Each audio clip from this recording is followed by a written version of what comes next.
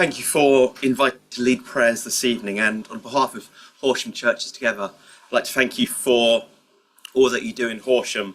And I know the Christians across the town are constantly praying for you. Let's pray. Lord Jesus, we thank you for the privileges of leading within our community, and thank you for the councillors and staff who invest their time, energy and skills into serving the district. Grant them wisdom in the discussions to come and discernment for the decisions that need to be made this evening, that they would do right by the people of Horsham. Father God, we pray for those in our community who are overwhelmed by the cost of living and drowning in a sea of debt. Pray for those who are persevering through mental and physical ill health. And we pray for those who are feeling isolated and disconnected from family, friends and their wider community. Lord, would you bring hope for those who feel like life is hopeless, and may you bring healing and wholeness to your community. Finally, Lord, we pray for our newly elected MPs and government on this day of the state opening of Parliament. May our MPs act with compassion, care and kindness for all people living in the UK. And locally, we pray for Horsham's new MP, John Milne, and ask that you give him the skill and wisdom he needs to serve his constituency. Lord, we ask these things in Jesus' name. Amen.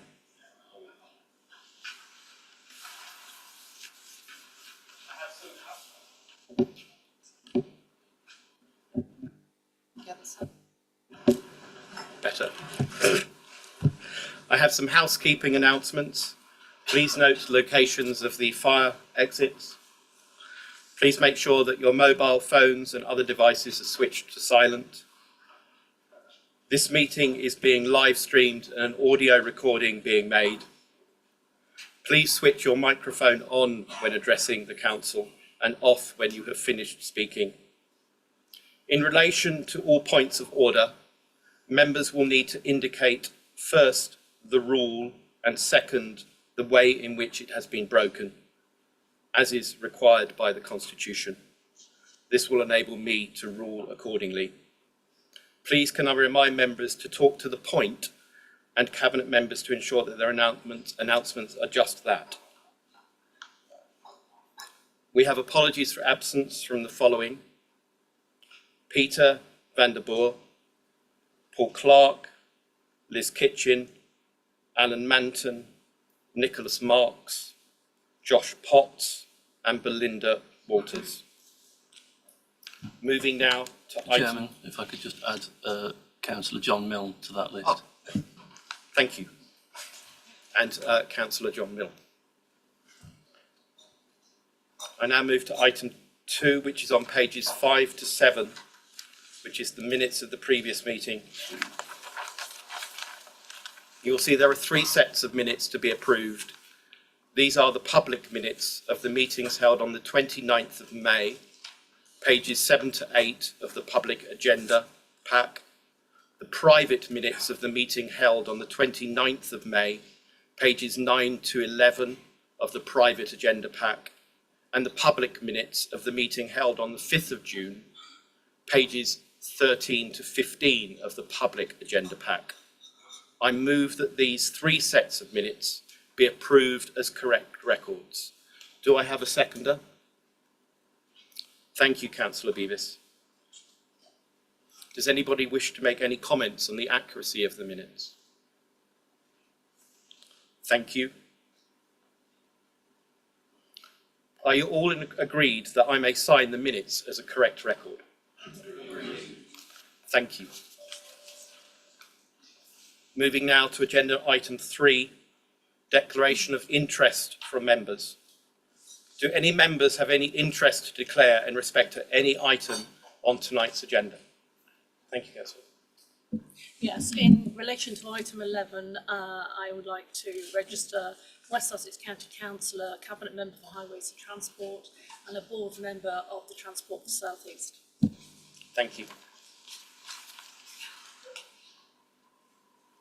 Now move on to section 4, announcements.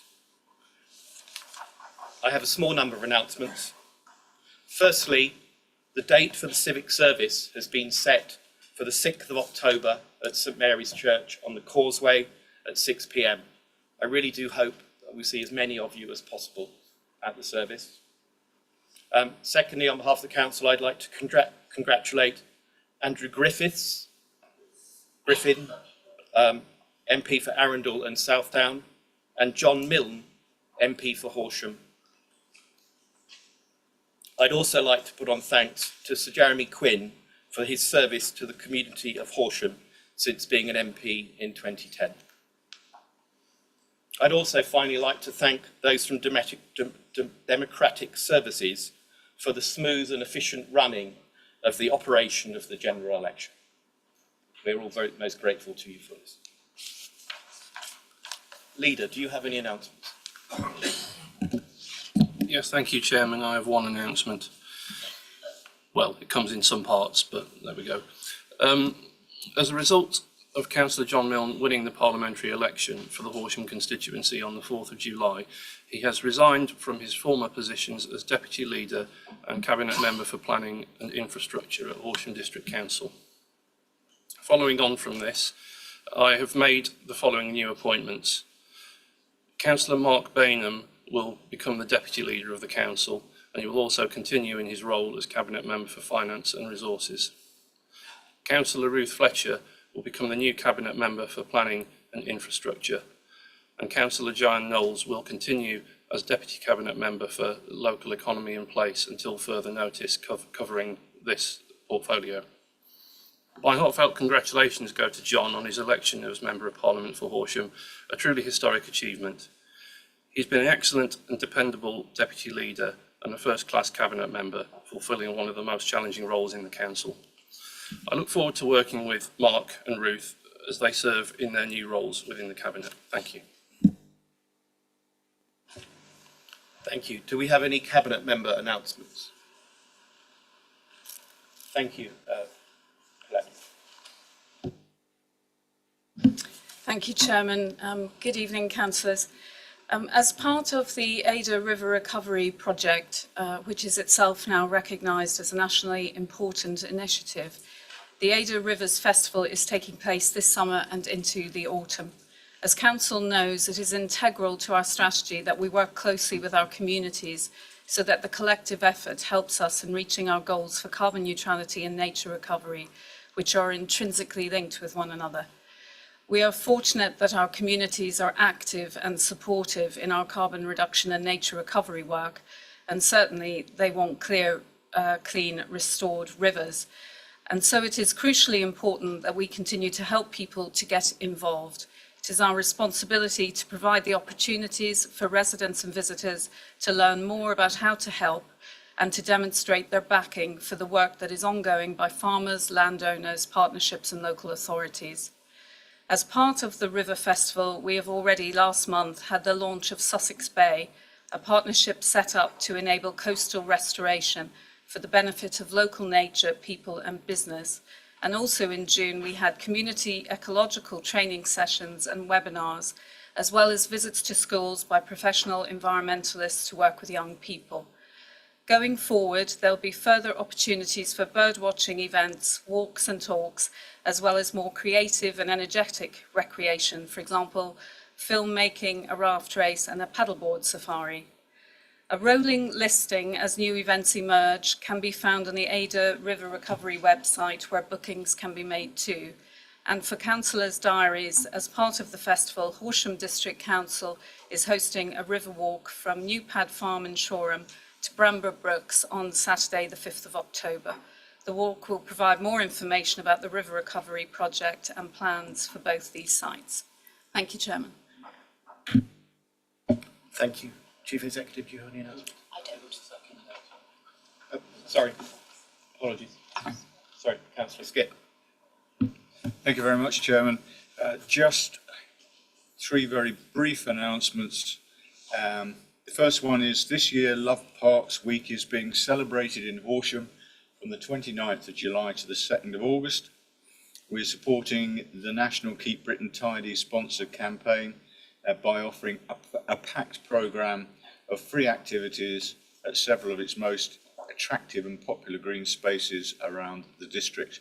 So the aim is to inspire children and adults to get outdoors enjoy the well-being benefits of reconnecting with nature and appreciating the beauty of local parks.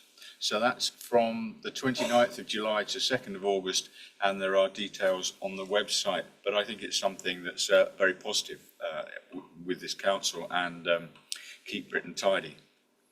Friday lates in the Carfax Bandstand are continuing to the end of August with a range of musical acts. It's been very successful.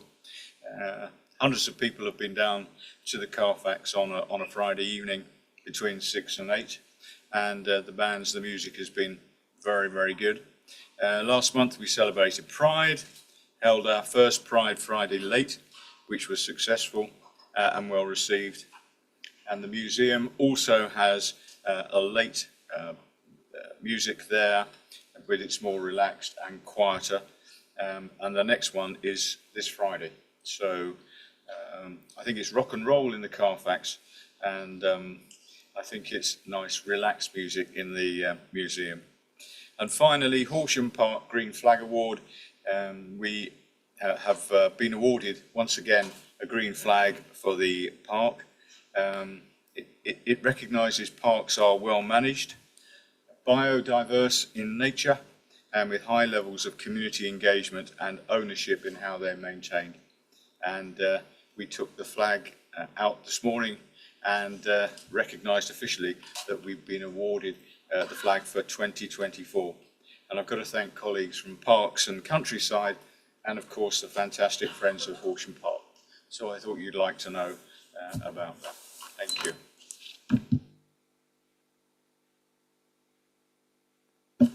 Okay, should we move now to item 5, report on special urgent decision, pages 7 to 19 in your packs.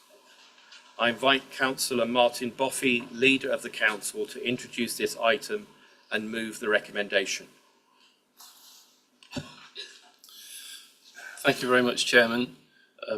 As members will be aware, on the 29th of May 2024, the Cabinet made a decision about the disposal and acquisition of premises as a matter of special urgency.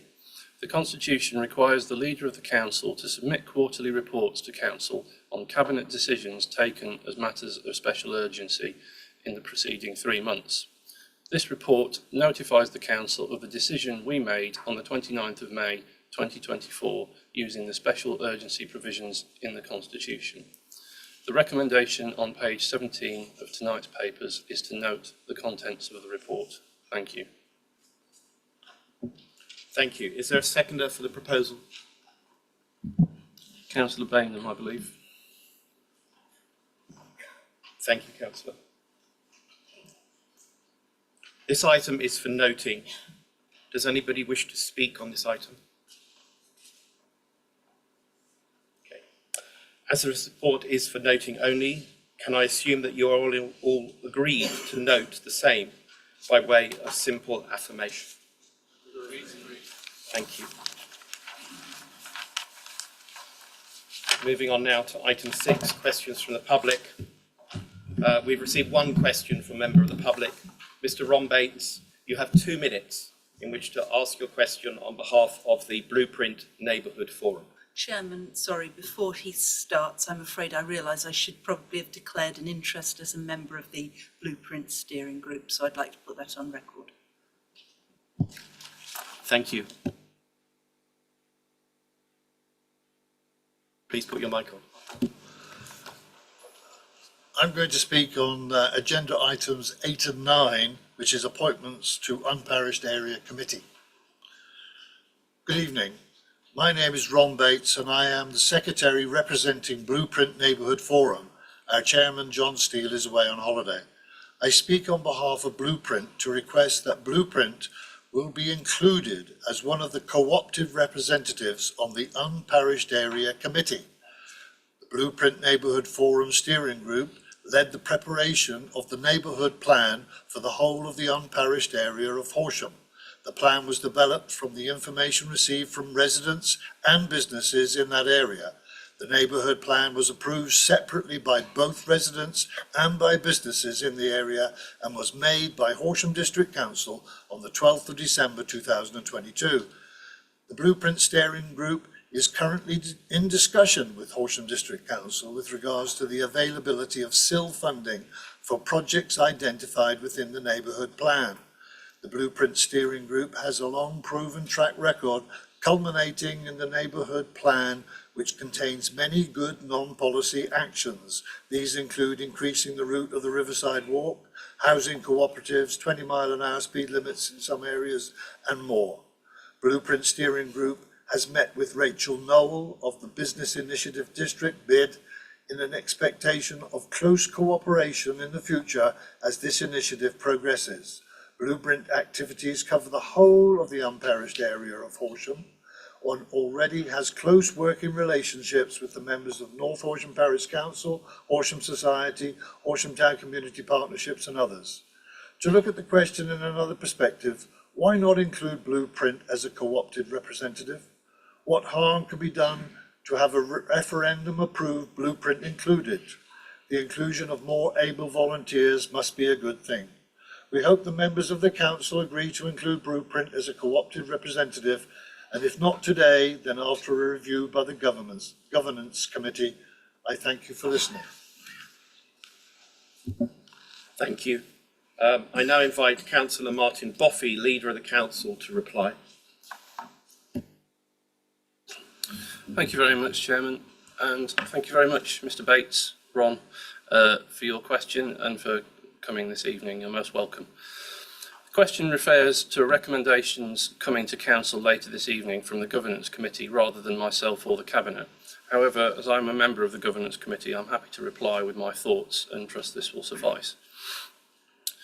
As we shall hear later in this meeting, the creation of the committee is reflective of one of the recommendations of the Local Governments Association Governance Peer Challenge undertaken in early 2024, which is to consider the operation and organisation of the Council's unparished area. Much of the rationale for this challenge relates to the risk of taxation without representation, or more accurately in this case, taxation with too much representation. I'm referring here to the fact that the unparished area special charge is set by full council following recommendation by Cabinet. However, only 25% of council members represent the unparished area.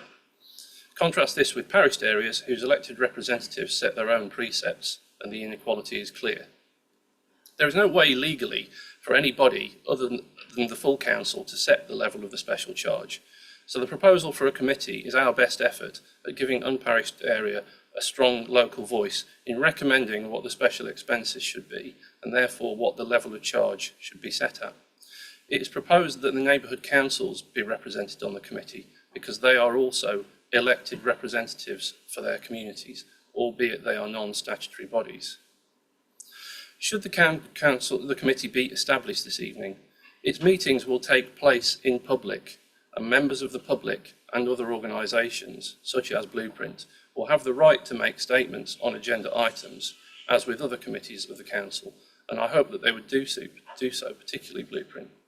Furthermore, I would note that it is planned for the unparished area SIL, Community Infrastructure Level panel, to include seats for the Blueprint Neighbourhood Forum, and I would anticipate that to be the body where funding bids for many of the excellent non-policy actions you refer to will be considered.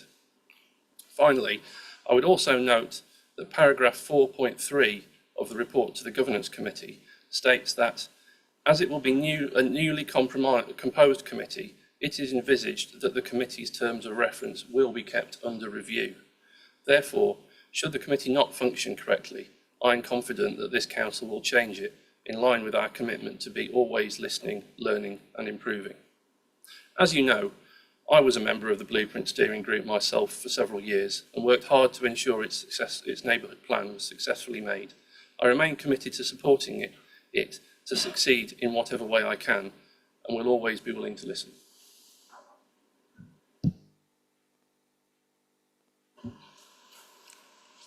Thank you. Mr. Bates, do you wish to raise a supplementary question either directly or indirectly to the original question or to the reply from Councillor Boffey?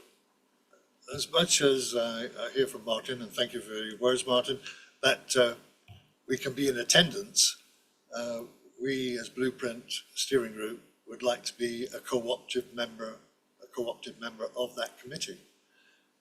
We received a referendum vote for our plan, and as with many organisations such as the unparished area of Horsham, there haven't been elections there for some many years, whereas we have been elected in 2022.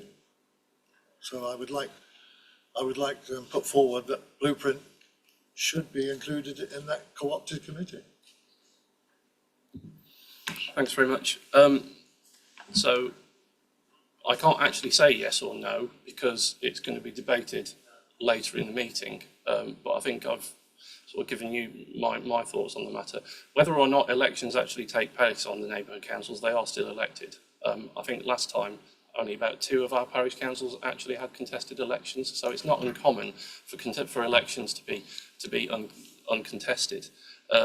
Although I don't actually, I don't remember any elections necessarily for Blueprint that were community-wide, other than possibly people who were at the AGM, so we can go around and about.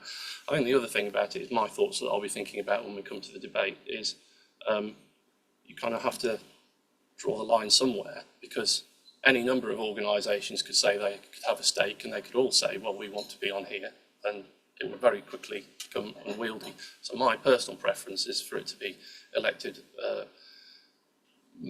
representatives only, and I would just say that Blueprint would not only be willing to attend meetings, they would also be able to make statements at meetings, and I'm confident that the committee would listen to those statements with interest. Thank you.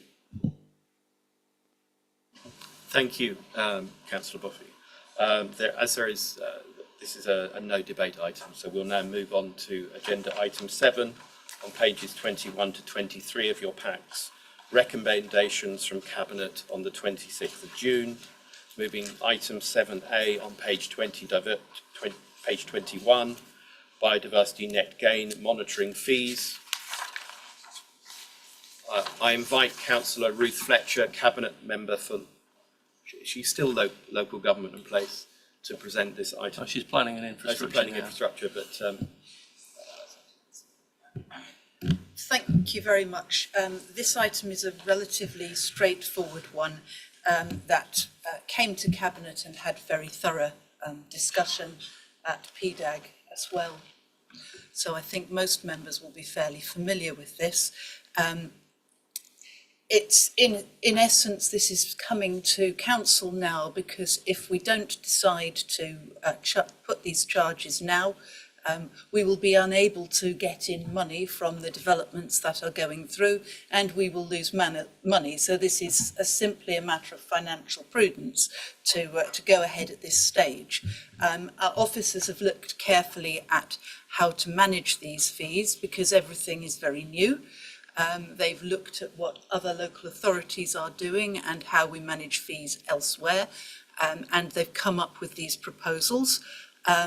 However, in recognition that it is very new, everybody is aware that, again, as for the previous item, this is something that can and will be reviewed if necessary, if the levels prove to be incorrect for any reason. One of the questions that was raised earlier in debate at PDAGs was, for example, what happens about very small developments, because it's actually very costly to do this monitoring process over 30 years. And the officers have responded on that there are a number of exemptions, for example, householder applications and other de minimis exemptions. That means the smallest developments will not incur this scale of charges. So that seems to be something that's satisfactory here. So effectively, I commend the recommendations to the council. thank you. Is there a proposer to move the... Excuse me, Chairman. I'm sorry to interrupt, but it's really difficult to hear at the back here. Please, can people speak up? Thank you for the feedback.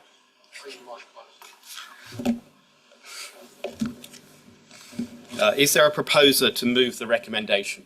Is that better? Sorry, is there a seconder for the motion? I second the motion. Thank you, Councillor Benner. Do you wish to speak now or later in the debate? Later if necessary. Does anybody wish to speak in this debate? Okay. So nobody wishes to speak. I now invite Councillor Blackburn, a seconder of the Councillor Bainham, a seconder of the motion, to speak. I've nothing further to add to Councillor Fletcher's remarks. I now extend the right to the right to reply to Councillor Boffey to make any closing comments. Assume you haven't any. There's a slight scripting error there, Chairman. I don't have anything. I suggest we move to the... And I have nothing further to add. Thank you. All those in favour of approving the recommendation on page 21 of the agenda, please show.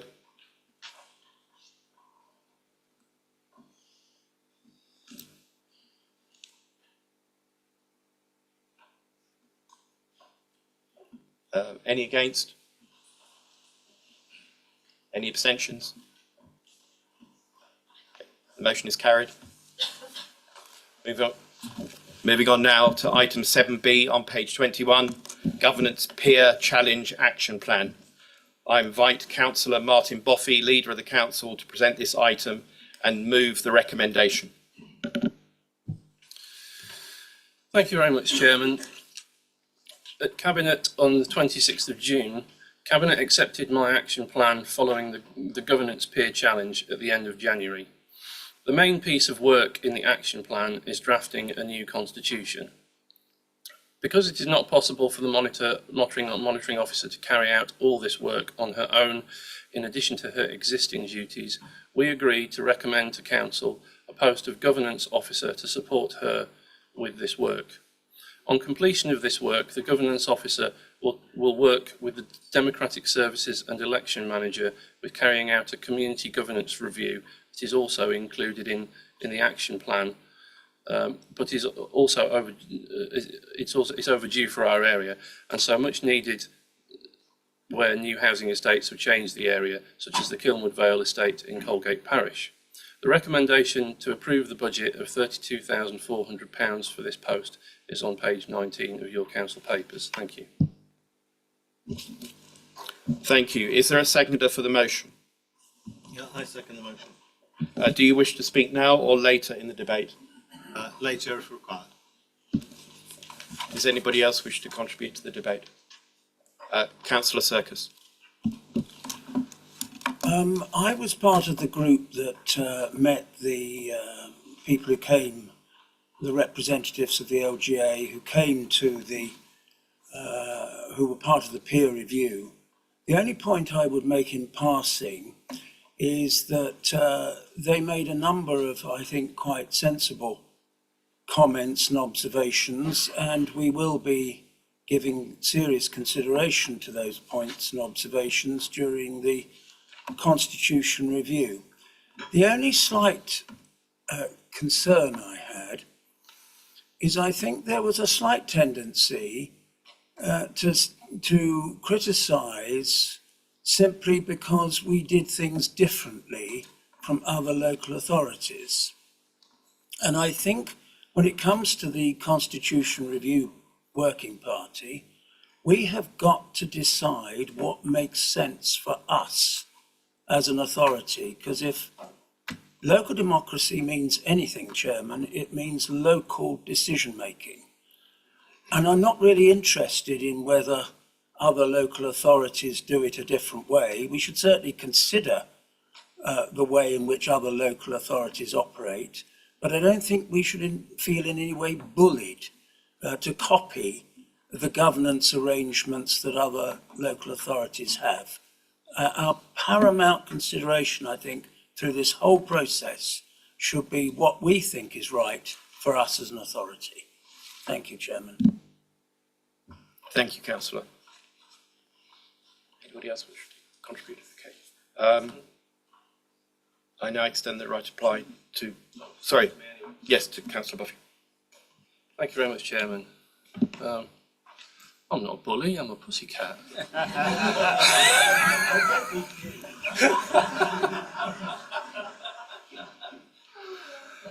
Thank you very much, Councillor Serkis. I mean, actually, what's consideration before us this evening is actually the decision whether to fund the governance officer to actually carry out to the work of redrafting the constitution. But I think we can be fairly confident between us that we'll always do what's right for Horsham. Thank you very much.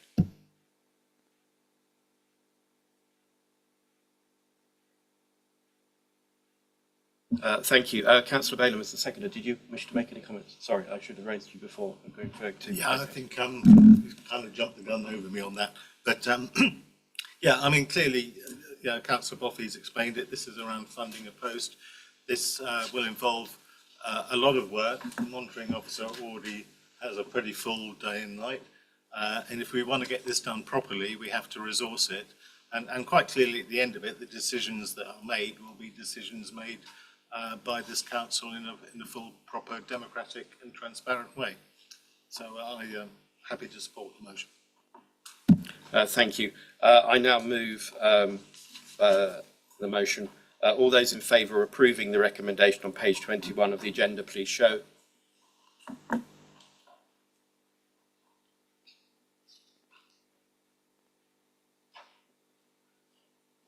Any against? Any abstentions? The motion is carried. We now move to 7C on pages 21 to 22, Statement of Licensing Policy. And I invite Councillor J Mercer, Cabinet Member for Environmental Health, Recycling and Waste, to present this item and move the recommendations.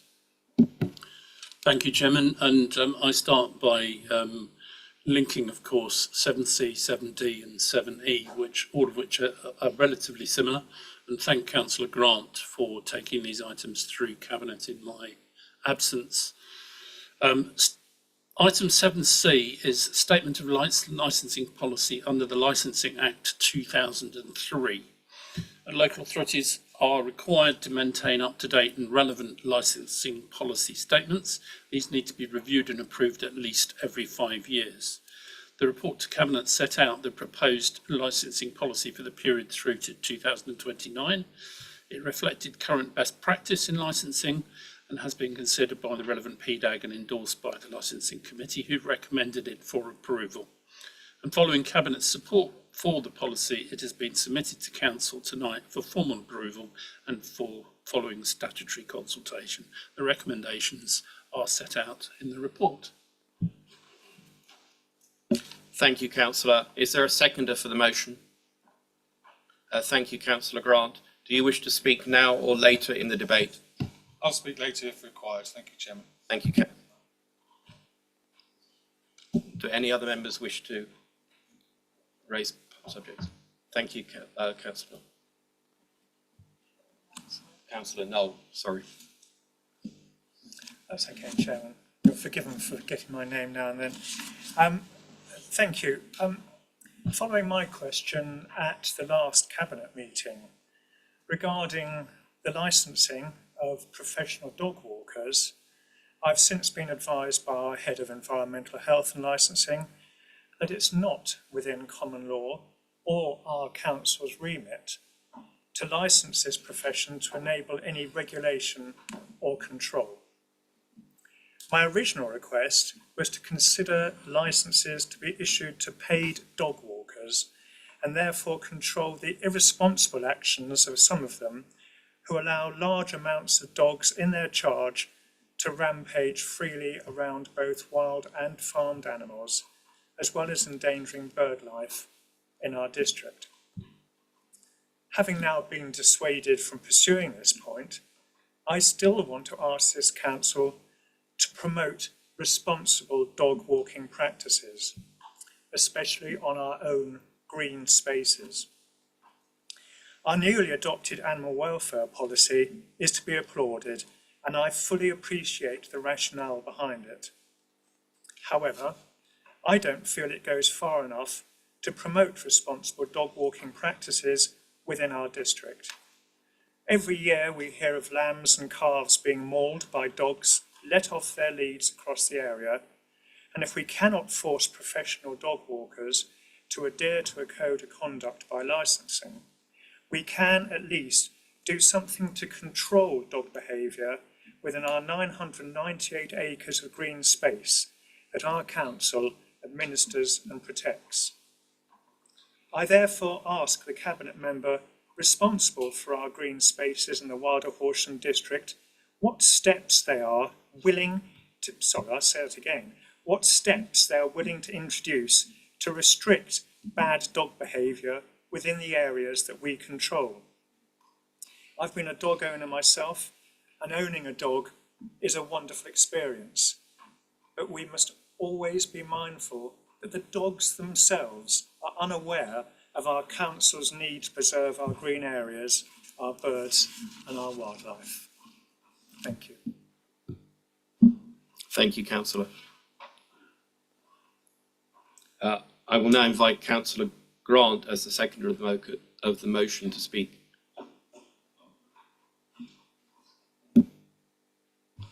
Okay, well, on the core subject that we're speaking about right now, on updating the licensing policies, this is, as Councillor Mercer has introduced, these are our updates and bringing our policies just up to date. They need to be reviewed every 5 years. That's been done. They've been through the relevant PDAGs and been through the licensing committee and have been presented today by Cabinet and for the Council. On the issue of the dogs, I have to say I very much sympathise with the messaging and with the cause. As I mentioned at Cabinet, it doesn't seem to be within the remit of licensing and environmental health to fall within that bucket, within that remit of this subject. However, it's something that I think I said at the time, it's something that you and I could discuss separately, and then maybe we can do something and present it to the relevant teams later. Is that something that I hope might be useful for you? Yes, thank you, Councillor Grant. I do understand that we cannot license them. However, we do have a very large area, almost 1,000 acres of land, which we administer. And in part of that land, we do have dog walking, which just gets out of control. And I'm just asking the Cabinet members who are responsible for those areas as to whether or not we can introduce measures to do something to control irresponsible dog walking in our own land. Okay, thank you. I think we'll now move on. I now extend the right to reply to Councillor Mercer to make it closing. Oh, thank you very much. No, you can't see me, but I'm here. Yeah, I think you raise a very valid point. Like you, I've been dog owner for many years. Fortunately, I was able to control my dogs, and that I think is the whole crux of it. That if people can't control their dogs, we are going to have continued episodes where lambs are harried, where sheep are worried, and where animals eventually die. And I think that what you're suggesting, of course, is really licensing the dog owners. Well, we can't do that. And as you say, the dogs don't understand if they're not trained. I think that on our land, obviously, I can't make any commitment about that because I'd like to see the figures, I'd like to know the facts. But I understand and sympathise immensely with what you're saying. And those who in fact have dogs of their own and are set upon by other dogs, which is also a worrying problem. But of course, it comes down to the individual dog owner as to how well they control their animals.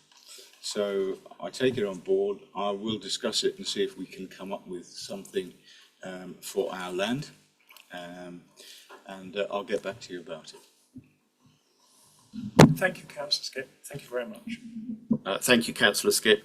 I now extend the right of reply to Councillor Mercer to make his closing comments.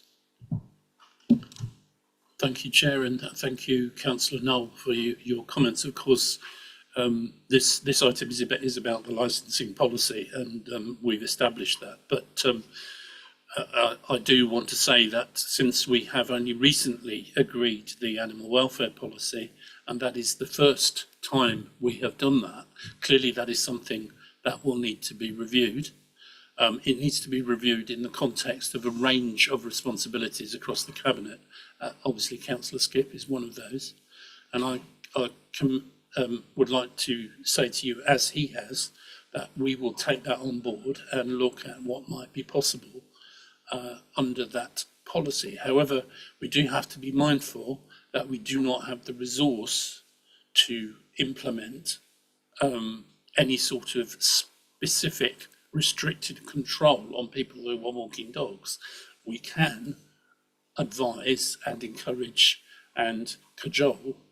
Indeed, our bylaws actually talk about, in relation to protection of wildlife, no person shall kill, injure, take or disturb any animal or engage in hunting or shooting or the setting of traps or the laying of snares. So, I appreciate it's not directly the issue, but we do include it in our bylaws at the moment. So if we can take that away and see what we can do over the next period and see it in the context of reviewing the animal welfare policy as it is first implemented, then perhaps we could come back with something which would satisfy you, because I think there's a lot of sympathy for what you're saying. But having finished that, I would like to recommend the recommendations of the report to Council. Thank you, Councillor Mercer. I now move the recommendation. All those in favour of approving the recommendations on page 22 of the agenda, please show.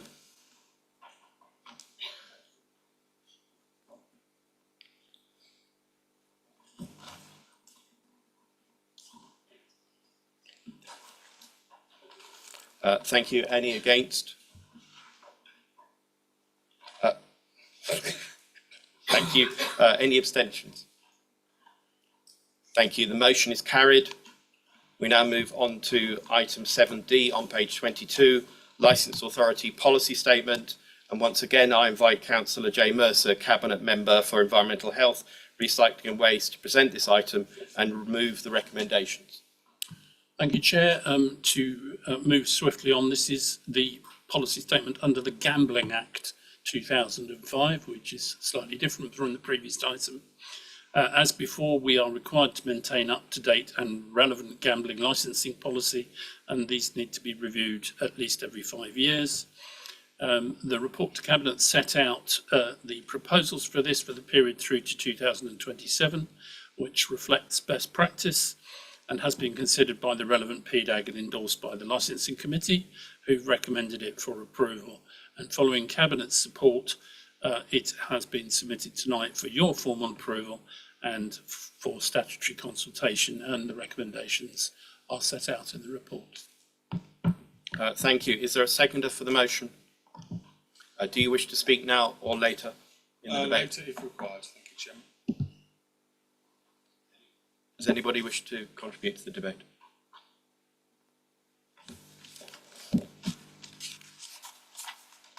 Councillor Grant, as the seconder, do you now wish to? I think I have nothing more to add. Thank you. Formally, I'll extend the right to reply to Councillor Mercer, just as a I formality. recommend this to the Council. Okay. All those in favour of approving the recommendation on page 22 of the agenda, please show.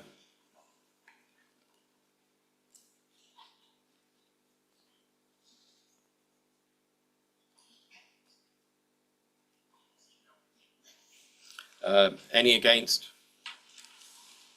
Any abstentions? Okay, the motion is carried.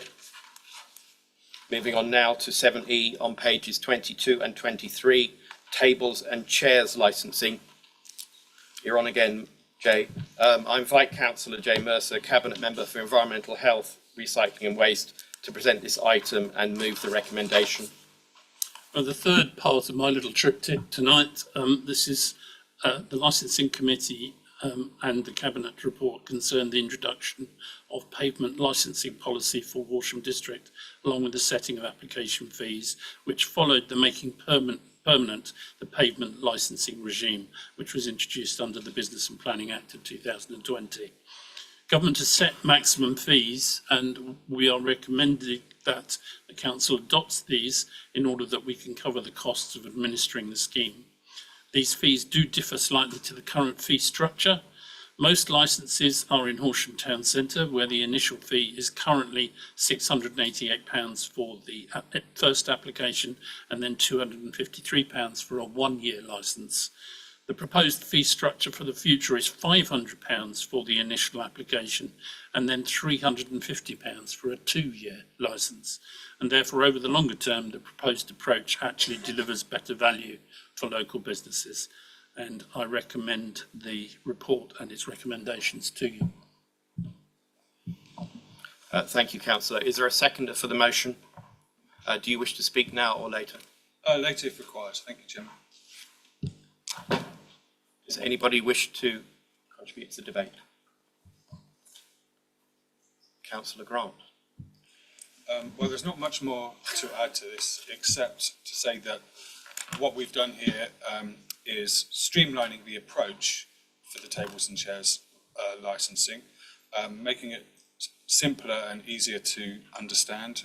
It's a bit more business friendly over the medium term for our businesses, and also promotes that cafe culture that we all like to see in Horsham and across the district, and I hope that that will grow over time too. Thank you, Chairman.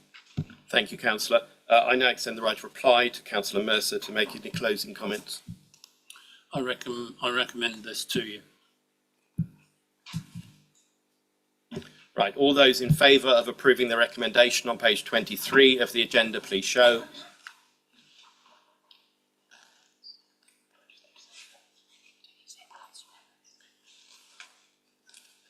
The motion is carried. Moving now on to item 8 on pages 25 to 26, recommendations from committees. Item 8A on page 25, appointment of an unparished area committee.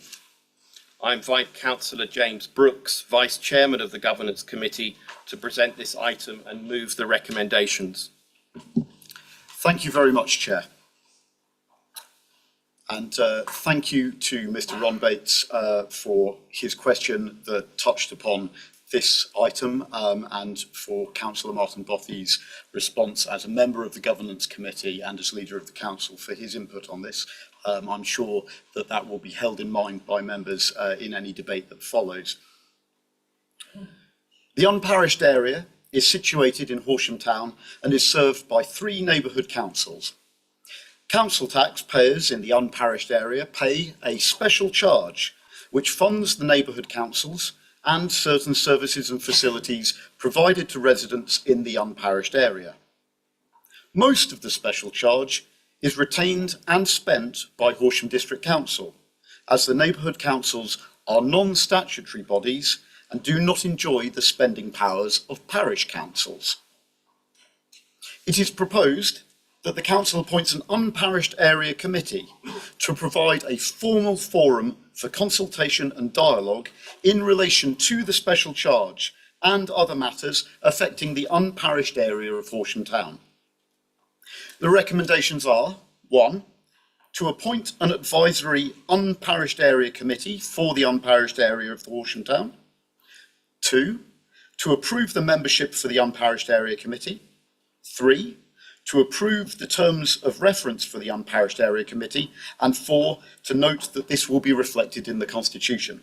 I will briefly go through those various proposals. The proposed membership for the committee is as follows: all members for the wards which are situated wholly in the unparished area of Horsham Town, and 1 member for each ward which is situated partly in the unparished area of Horsham Town, provided that a member of a part unparished area may appoint a member from the same ward to act in the event of their absence.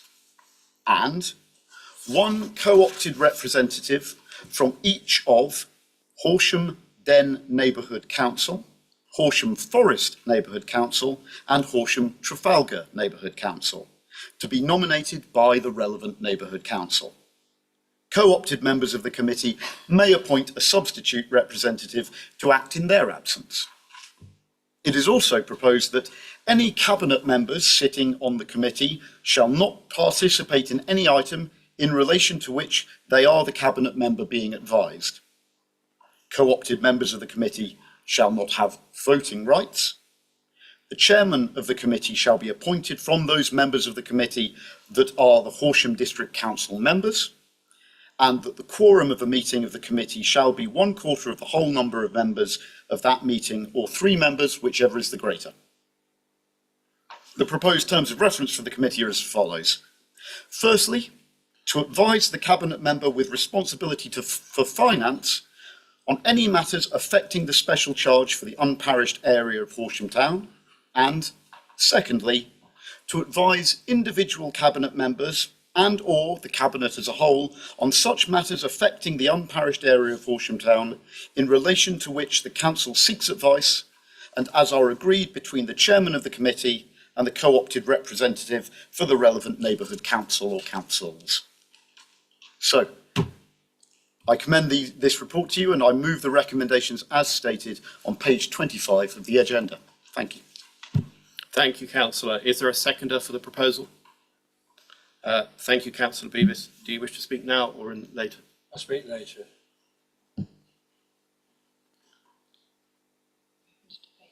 We'll open the debate. Councillor Yutang, please. Yes, thank you, Chairman. I've just seen the list of names, and I'm just wondering whether our new MP, John Milne, is actually on this committee, and whether perhaps it's not appropriate. I just wonder what the monitoring officer has to say about it. We're actually not looking at that item at the moment. That will come later on when we make the appointments to the committee. For this agenda item here, we're merely considering constituting the committee and the membership of it, which is, for example, a cooperative representative from each of the 3 neighbourhood councils, all the ward members from where the in the parish area. Sorry, I can't lost my train of thought. Councillor Utan, it comes later. This isn't the right time to consider that.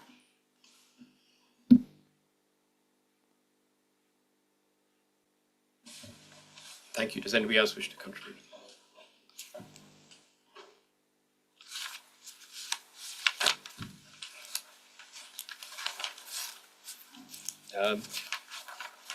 Councillor Beavis,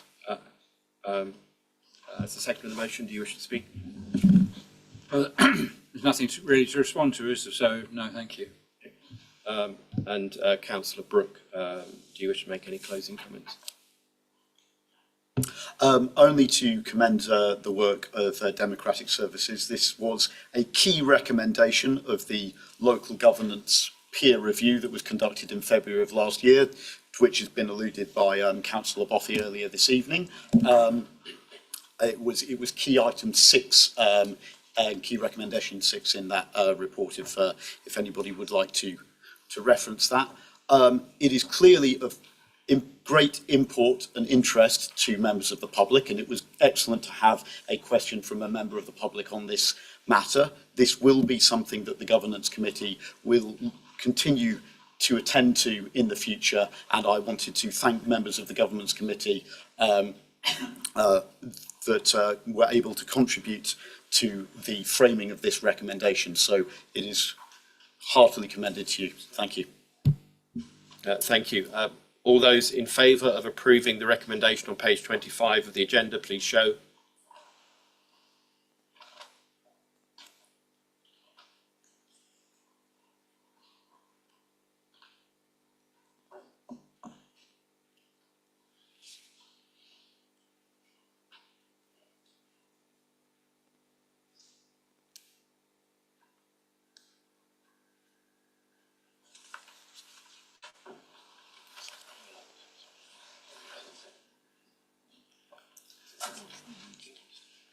Sorry, any against? Any abstentions? Right, the motion is carried. Moving on to item 8B on pages 25 to 26, local ward member speaking rights. I invite Councillor James Brooks, Vice Chairman of the Governance Committee, to present this item and move the recommendations. Thank you very much, Chairman. So this report asks the Governance Committee to consider the speaking rights of local ward members which choose to opt out of sitting on a planning committee at planning committees and to recommend such changes to the Council's constitution as it considered appropriate. And the recommendations are as follows. 1, to approve and adopt the changes recommended by the Governance Committee, and 2, to note that the changes will be reflected in the constitution. So it's proposed that a new section 9 be inserted into the planning protocol called local ward member speaking at meetings, which reads as follows. Members should consider exercising their speaking rights as local ward members and note that the following rules shall apply. A, all local ward members shall be entitled to speak on applications within their ward, including any that have opted out of sitting on a planning committee. B, opted out local ward members must notify the chairman of the relevant planning committee of their intention to speak in advance of the planning committee meeting. C, each local ward member shall be permitted to speak for up to 5 minutes unless the chairman of the relevant planning committee allows otherwise. D, for the avoidance of doubt, opted out ward members who exercise their speaking rights pursuant to this provision shall not be entitled to vote. We must also note minor changes to Rule 4A16. Rules of debate are also proposed, and these are set out in Appendix B of report to the Governance Committee, should members wish to reference them for this debate. I move the recommendations as stated on page 26 of the agenda and commend them to this council. Is there a seconder for the proposal? Councillor Beavis, do you wish to speak now or later in the debate? I'll speak later, Chairman.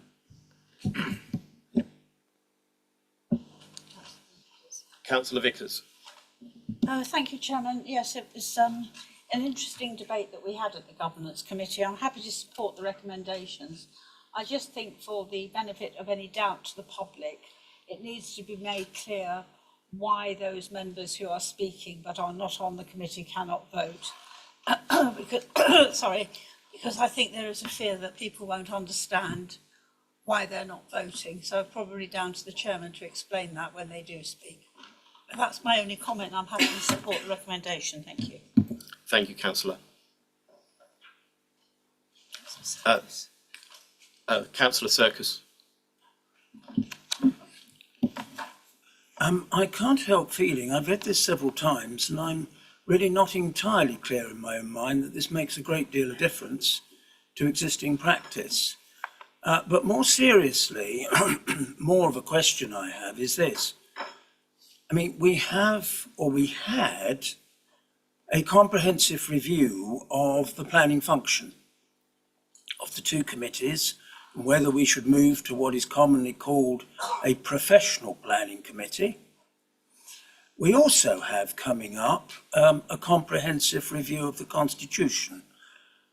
I just wonder whether one or either of those forums is the right place to discuss this, rather than making ad hoc decisions about certain aspects of process, when I thought at one stage we were going to have a comprehensive review of process, unless, of course, the comprehensive review of the planning committee system that we were led to believe was a major part of the new administration's programme has in fact been abandoned, in which case that might give something of a clue as to why we're now resorting to a more ad hoc approach. But we still have if that is the case, we still have the Constitution Review Working Party, and I would just ask whether that wouldn't be a forum in which to discuss overall these issues rather than this rather ad hoc approach. Thank you, Chair. Thank you, Councillor. I'm sure that, Councillor Fletcher.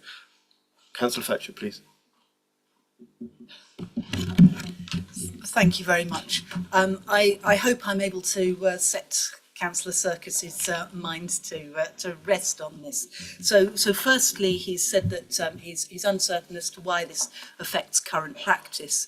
The reason why this affects current practice is that we are now in a situation where members are able to and are exercising their options to opt out of sitting on the planning committee. These members do need to be able to stand up and speak for cases that are in their wards when they arise if they're not on the planning committee. So this is really something that is filling a hole in the current constitution, and that goes on to Councillor Circus's second point about where this fits within the review of the planning committee and within the wider constitutional review. So it is basically a hole that is existing now that we need to plug now to make sure that members can speak strongly and clearly on applications that are in their wards. Because an opted out member is not part of the planning committee, they will be able to do that in a completely full-throated way without any issues of predetermination. So in many ways this gives them a stronger voice because they can actually come down very clearly on the side of the argument that they are convinced by the having listened to their residents. And that's also why the first part that was read out by Councillor Brooks advised members of the planning committee to consider whether they were speaking as a ward member. So that's the first thing. It does plug that hole. However, we have had some reviewing of the planning committee, and there is further review to take place in this wider constitutional review. And I think members will have noticed that although this plugged probably the largest hole, there are still some other issues that we think we can improve on the current planning committee. So, for example, as I raised in the governance meeting, there may be instances where an application in one ward actually has a greater impact on an adjacent ward. And if the member from the adjacent ward has opted out, we would obviously wish that person to be able to speak, even if they were not part of the planning committee. We wouldn't want them to be taking away a speaking slot from a member of the public, because those are very limited. There is also, I think, an interesting debate to be had as to when a cabinet member might not be in an appropriate position to be sitting or voting on a planning application that was very closely aligned with their policy responsibilities. So I think I'm expecting that to be covered by the constitutional review, and I hope that clarifies things for you. Thank you. I now invite Councillor Beavis as the seconder of the motion to speak. Thank you, Chairman. I note what Councillor Circus said. I think this ability to opt out of the planning committees has been there since 2019, but generally it hasn't been used. We're seeing more councillors now taking advantage of that option. So, as Councillor Fletcher said, we do need to have a slightly more robust position so that is recognised and the councillors concerned can actually make their comments at planning meetings. Other than that, I recommend the proposal. Thank you. I now extend the right to reply to Councillor Brooks to make his closing comments. Thank you, Chairman, and thank you, members, for some useful contributions to the debate. Not least Councillor Vickers, thank you for inviting me to offer some clarification for any members of the public who are interested in this. I believe that has to an extent been covered by the comments, though, from Councillor Fletcher regarding the current situation in which there are some members who have opted out of the way in which Horsham District approaches the constitution of our planning committees, which is that we have two planning committees, one which covers the wards in the north of the district and one in the wards of the south. As has previously been noted, this ensures the opportunity for those ward members who have opted out to nevertheless be able to address committees without having to rely upon the discretion of the chairman of that relevant planning committee, and without that having to come at the expense of a public slot that might well be, and we have all seen instances where members of the public have wished to address the committee.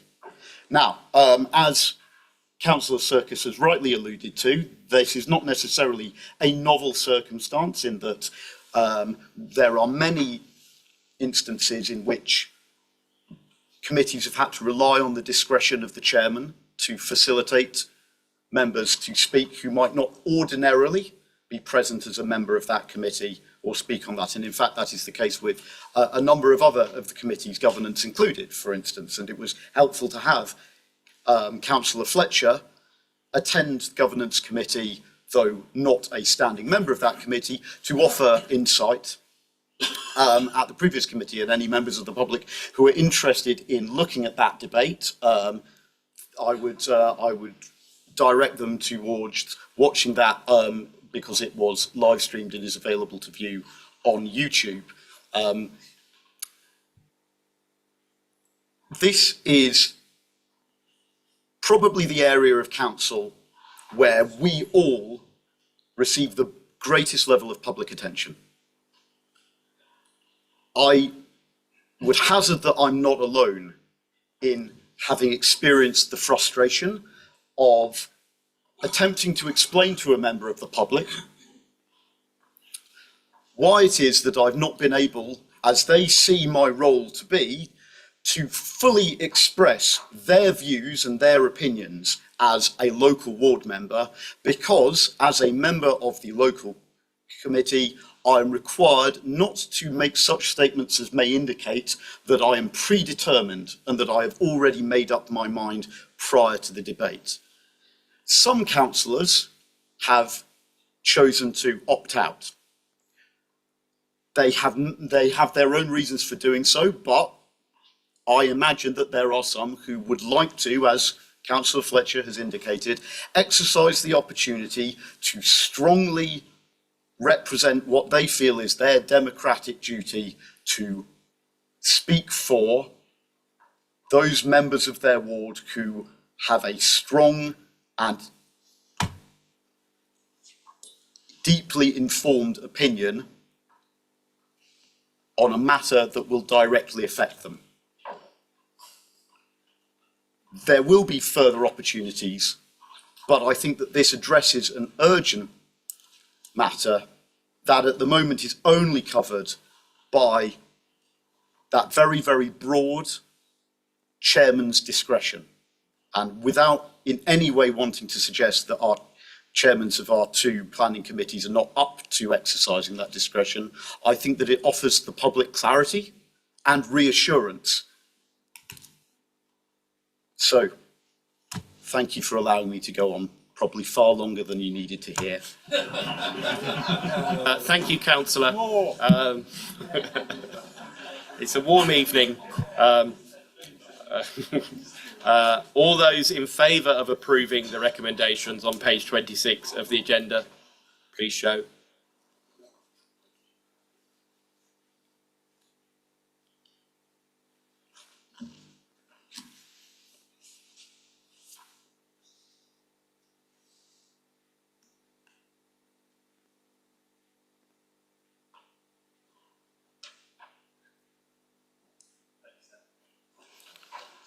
Any against? Any abstentions? The motion is carried. Moving on to item 9 on page 27, appointments of unparished area committee. The council is asked to appoint members to the unparished areas committee for the remainder of the 2024-25 municipal year in accordance with the schedule set out on page 27 of the agenda. To make the appointments as set out in the schedule, just as we do with the planning committees, it is necessary to disapply the proportionality rules. In order to disapply the proportionality rules, section 17(1)(b) of the Local Government and Housing Act 1989 requires that no member votes against the proposed appointments. I understand that Councillor Boffey wishes to make an amendment on this item. Thank you very much, Chairman.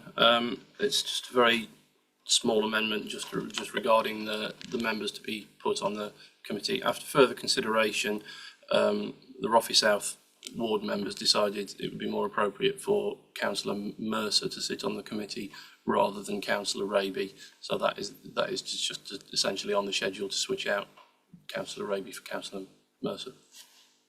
Thank you. Do we have a seconder? Thank you. Do you wish to speak on the amendment? No.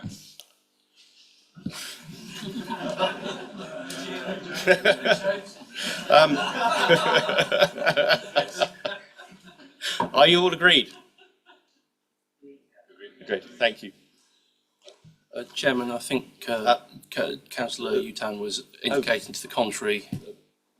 Yes, thank you. Sorry. I'm very sorry, but could I have a very definitive, easy answer to my original question, which I apologise for because it was out of place. But I really do worry about the concept of Councillor MP, West Sussex District Councillor John Milne doing the job. No, it's my apologies, Councillor Utan. I've looked back at the report and I can see why you raised the question then. It's because it details the proposed membership and Councillor Milne resides in an unparished area. That said, this report is actually naming the individuals which will be appointed to that committee. So any members to the unparished area committee will be required to prescribe to the rules governing interests and conflicts of interest and declarations. So if there is a conflict which arises, then Councillor Milne will have to then recuse himself and not participate in any discussion or debate or vote on any item before that committee at that point in time. I can't see that it would present a conflict for Councillor Milne to be a member to that committee by virtue of him being an MP. A conflict would arise in relation to a specific agenda item. Apologies for the earlier confusion. If I could just ask the monitoring officer, we've got a tiny bit off piste here, but presumably anyone who is nominated to be on the committee, they can still resign from the committee if they choose to do so. Thank you. Thank you. Can we now return to the substantive motion? Is there a proposal for the substantive motion as amended? I don't think we actually got as far as the vote on the amendment, Chairman. Yeah, I think we did all agree to it. Oh, sorry, no, because sorry, Tricia, you intervened, as it were. Sorry, can we go back to the agreement to the amendment, i.e. the replacement of Councillor Mercer in place of Councillor Raby? All those in favour? Agreed. Apologies, it's a warm evening. Turning now to the substantive motion, is there a proposer for the substantive motion as amended? Councillor Brooke. So proposed. Concise enough?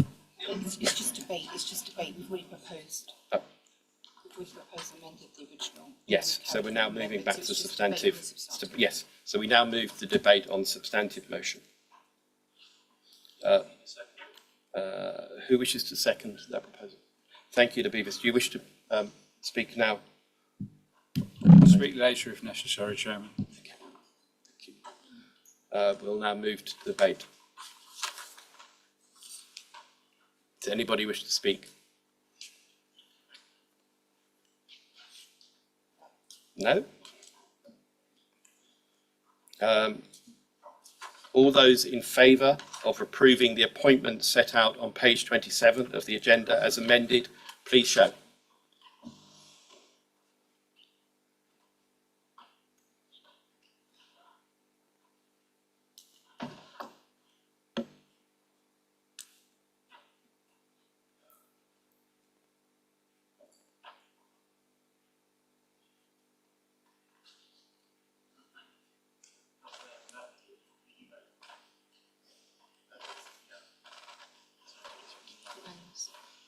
The motion is passed. Moving on to section 10, report from representatives. Do any members who represent the council or any outside bodies wish to make a report? Councillor Trott?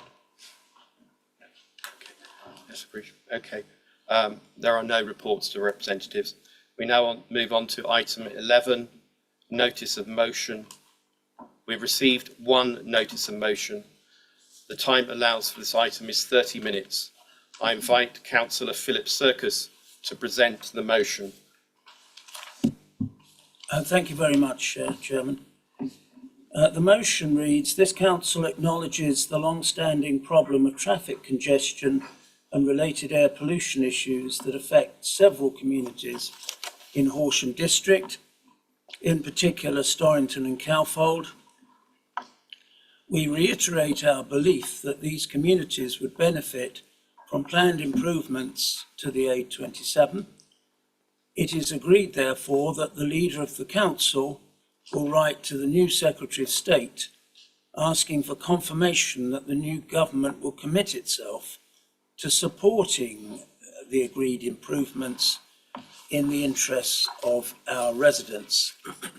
I think the point is, although we have a number of different political parties in this chamber, the party that is forming the government is not represented in this chamber. And what I think members may find is that the new government may make decisions that are not in the interests of this district. And we need to, in those cases, we need to work together and stand together, ignoring our political differences and standing in the interests of our members.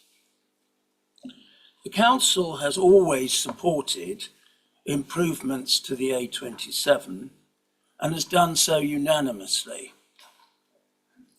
I was one of the official representatives of this authority, along with many others from other local authorities across Sussex, at the launch of the A27 campaign. Why do I present this motion tonight? Because improvements to the A27, particularly those that were scheduled for around Arundel, affect traffic movements all across the district. They don't just affect the road going through Storrington, they affect Cowfold, the 272, and of course other roads as well. And it would be a mistake to think that traffic congestion problems just arise in Storrington, because it's far more than that. In terms of air quality, the worst air quality has been registered in our second AQMA, Air Quality Management Area, which is Cowfold. Now, I was for many years chairman of the Storrington AQMA. I don't know whether I should have declared that, but if so, I've declared it. And we looked over the years at many ways of trying to address the problem of traffic congestion in Storrington. And what we came up against over and over again was the problems when traffic comes through Storrington and through Cowfold as a result of the congestion and the problems on the A27. Now, looking at the emissions figures for Storrington, I know that the figures are slightly below the figure, the line at which we are legally obliged to have an AQMA. However, it's hovering just below. And I know that our Environmental Health Department does not recommend that we should think about disbanding either of the AQMAs. The fact is, whether we're slightly above or slightly below the line, there is an air quality issue. But I think it's also fair to indicate that there are other interests in the district that are affected, business interests. At the launch of the A27 campaign, representatives of local business pleaded for improvements to the A27 because they said, although there is fairly good north to south communications road-wise, there is poor east to west communication. And so business interests in this district would value improvements to the east-west road network. So do bear that in mind. And all I can say is if you lived in Manley's Hill in Storrington and you came out in the morning and you saw the line of traffic that goes all the way up the hill, you would want something done about it. And the most important thing we can do is to plead for improvements to be made to the A24. A20, sorry. I think that's something. I think that could do with some, yeah. I think the A24 could do with some improvements too. So Chairman, for air quality reasons, for alleviating the congestion in roads across the district, not just Storrington and Cowfold, for business reasons, but above all, for the quality of life of the residents that we represent. And that's what we're here for. I hope all members of council will feel able this evening to follow the example of all previous councils that have discussed this and support the motion. Thank you, Chairman. Thank you. Is there a seconder for this motion? Thank you, Councillor Lambert. Do you wish to speak now or later in the debate? I'll speak later if needed. Council will now debate the motion before it. When the debate is finished, Councillor Serkis, as the mover of the motion, may then speak for a second time to exercise his right of reply. Do any members wish to speak on the motion? Councillor Fletcher. Thank you very much, and thank you, Councillor Serkis. Since the council last considered the Arundel bypass in 2022, we've had a change of administration in this council, we've had our declaration of a climate and ecological emergency, and a change of government. So let's consider the current position. There are two parts to the motion before us. Firstly, the undisputed traffic problems that affect our villages, including Storrington and Cowfold. Air quality, as mentioned in the motion, is one aspect of this, and Councillor Mercer will talk more about the good progress and the further plans that HDC has to tackle air quality. But even in a world with 100% electric vehicles, the congestion, the road danger and general negative impact on the villages as a good place to live and work remain. On this, I think we are, as Councillor Serkis hopes, united in wanting to do what we can to improve things for our residents, and I'll come back to this. Secondly, in the motion, we have the proposals for the A27 at Arundel, which is currently blighted by traffic congestion from the A27. Arundel is part of Arran district, but our residents do have a keen interest in this because they visit and pass through, and because of the indirect impacts of the A27 on our roads. I'd like to untangle the two parts of the motion before us. So looking at the Arundel bypass, the grey route proposal is for an 8-kilometre dual carriageway between Crossbush to the east of Arundel, looping south of Arundel through the floodplain to Fontwell in the west.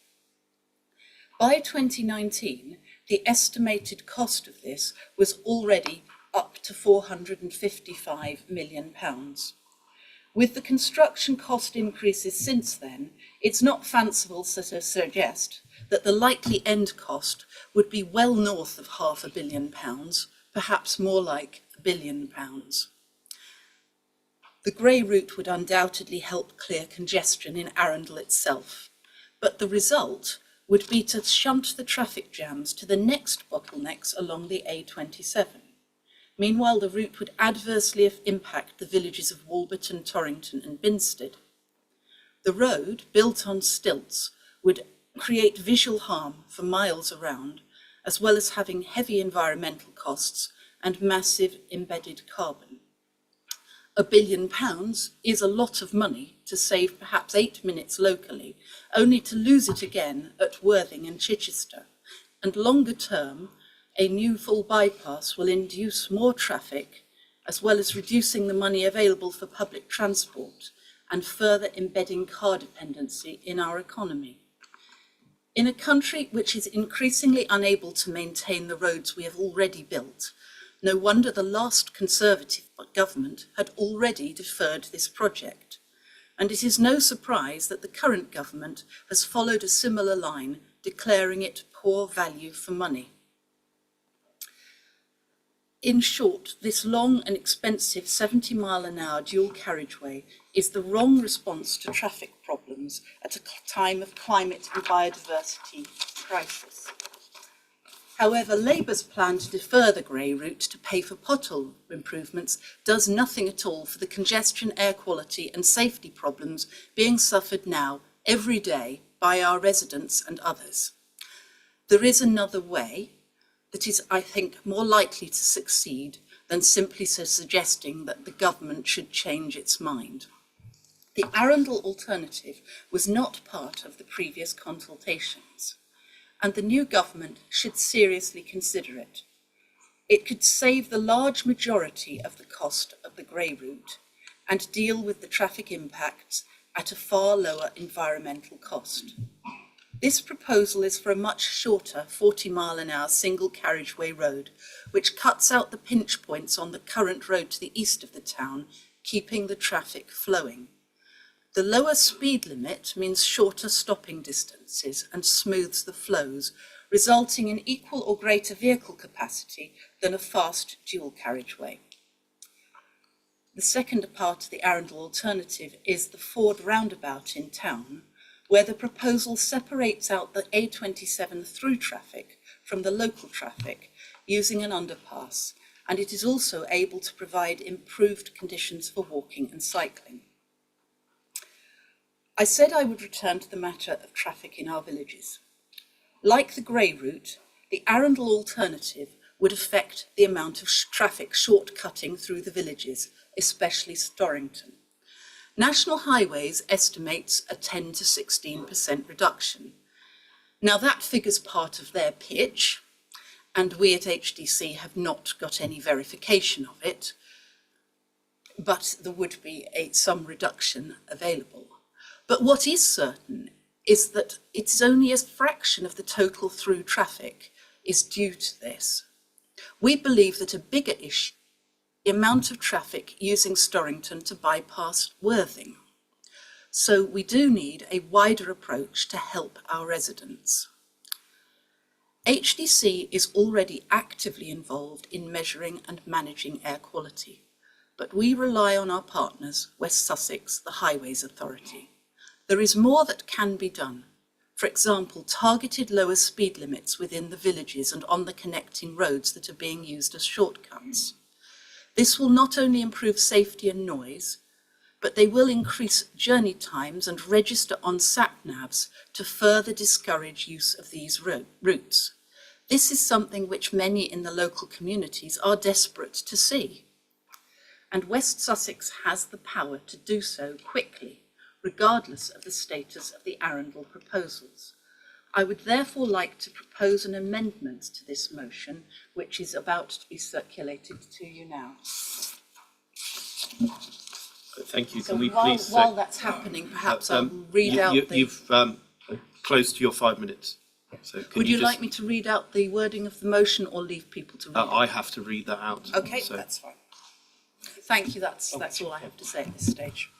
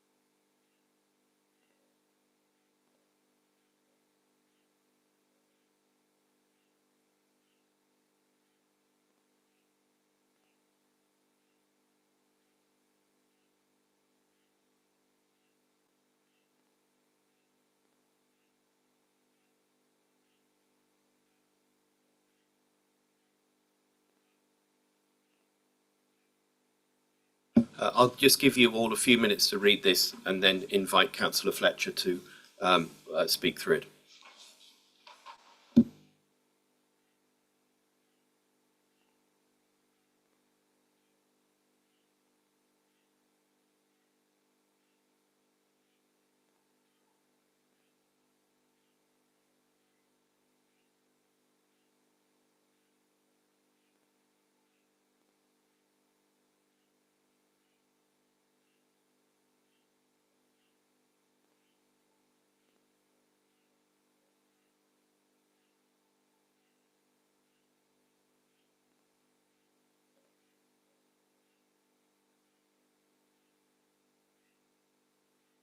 Councillor Fletcher, would you like to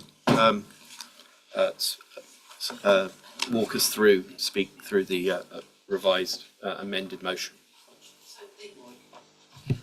The proposed amendment starts off as per the original.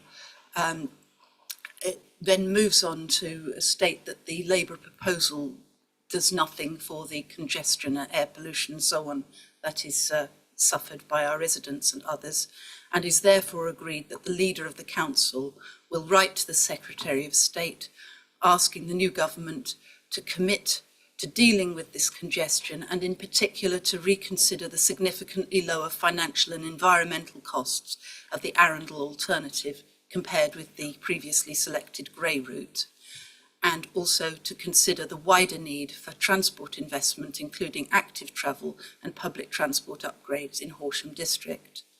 And also that the leader will write to the leader of West Sussex County Council asking them to take additional steps now to implement targeted speed limit reductions to reduce the attractiveness of routes through these villages as shortcuts for through traffic, all in the interests of our residents.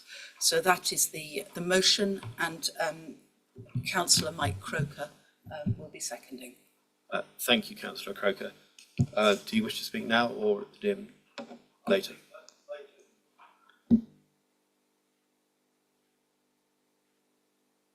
Councillor Olsen, do you wish to? Thank you very much, Chair. I don't normally fault my colleague on his memory and recollection, but in this case I would like to correct the record of that was mentioned by Councillor Serkis in that, while in the past this council, at the result of votes, had supported alterations to the A27, it was not a unanimous vote in February 22 for the previous motion that supported the grey route. In fact, it's perhaps because Councillor Serkis was not present at that meeting, and I know that it was not, because it was also a recorded vote as requested by his party for that motion. So I am, however, in very much support of this amendment, because as I said at the time, I did not feel, while everyone wants a solution to the problem of the A27, that the grey route was not the correct solution. So I reiterate my stance back then, and I will be supporting this amendment so that greater consideration can be given to the Arundel alternative. Thank you. Thank you. Councillor Fisher. Thank you, Chair. I welcome this motion from Councillor Serkis in that it highlights some serious issues our communities face 24/7, 365 days a year. But sadly, it is flawed on many levels as unsubstantiated claims are made, which are not only unproven, but some incorrect. Furthermore, that's right, I won't say that. Yes, Storrington, Washington, the ward I represent, with Councillors Beard and Gregg, suffers significantly from traffic congestion and air pollution. I understand Cowfold does too, but tonight I'm going to stick to my patch. The impact of traffic in Storrington is the #1 topic on the doorstep. There are many reasons for this: poor road infrastructure, local geography, and the nature of local industries, as well as the other things we've discussed tonight. To address these concerns, in November 23, our 3 ward members formed the Storrington Traffic Group, a community group with the intention of hearing residents' voices and connecting them with other stakeholders, such as the Parish Council and the Community Speedwatch team, to try to find solutions. We're now working very closely with those bodies. We've 100 people on our mailing list, roughly, and a 500 plus strong Facebook group. The Storrington Traffic Group was recently identified by Horsham Police Inspector Neil Durkin as one of the best examples of community engagement in the district. We've met 6 times since November 23. Our next meeting is tomorrow at Storrington Village Hall, 7:30 p.m, where we will be planning a month of action in September. Everyone here is invited and most welcome. Through listening to residents, we've identified three main issues: sheer volume of traffic, speed of traffic, and type of traffic, in particular high levels of HGVs. And all other problems stem from these three issues. I'd like to give you an idea of what we're up against. Traffic loops in the carriageway provide a count on the number of vehicles and their speed. If anyone wants the detailed figures, I can provide them, but essentially roughly over 500,000 vehicles pass through Storrington every month. That's around about 6 million a year, with around about 10% of them going faster than 30 miles an hour. That's around 600,000 speeding vehicles each year, some going faster than 50 miles an hour and up to 70 miles an hour. Residents have told me they feel trapped in their homes. Their misery is palpable. With regard to air pollution, the stats are improving, but not because traffic levels are dropping, simply because newer cars have lower emissions.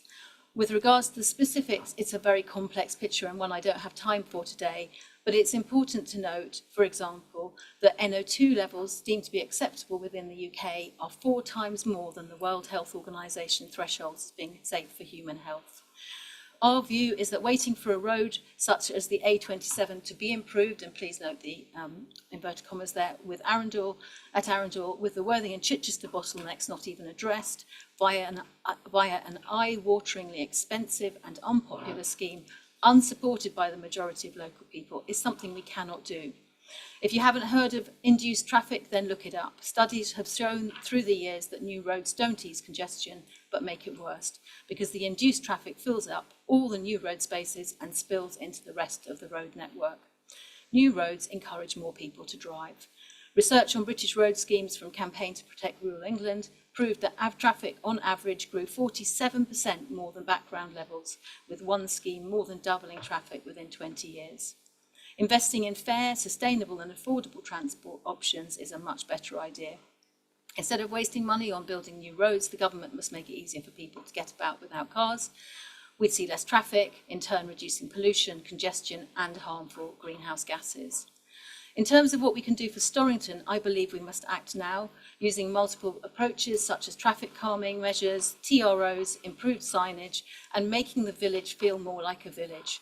It needs to be less attractive as a cut-through. We need cycle routes, safer pedestrian routes, one-way systems to stop vehicles taking shortcuts, and we need to be taken off Google as an alternative route to shave 1 minute or 2 off journey times. If we don't get started now, yet another generation of Storrington children will have become adults. We must accept that there is no one fix-it-all pill to swallow, and we must take politics out of this discussion.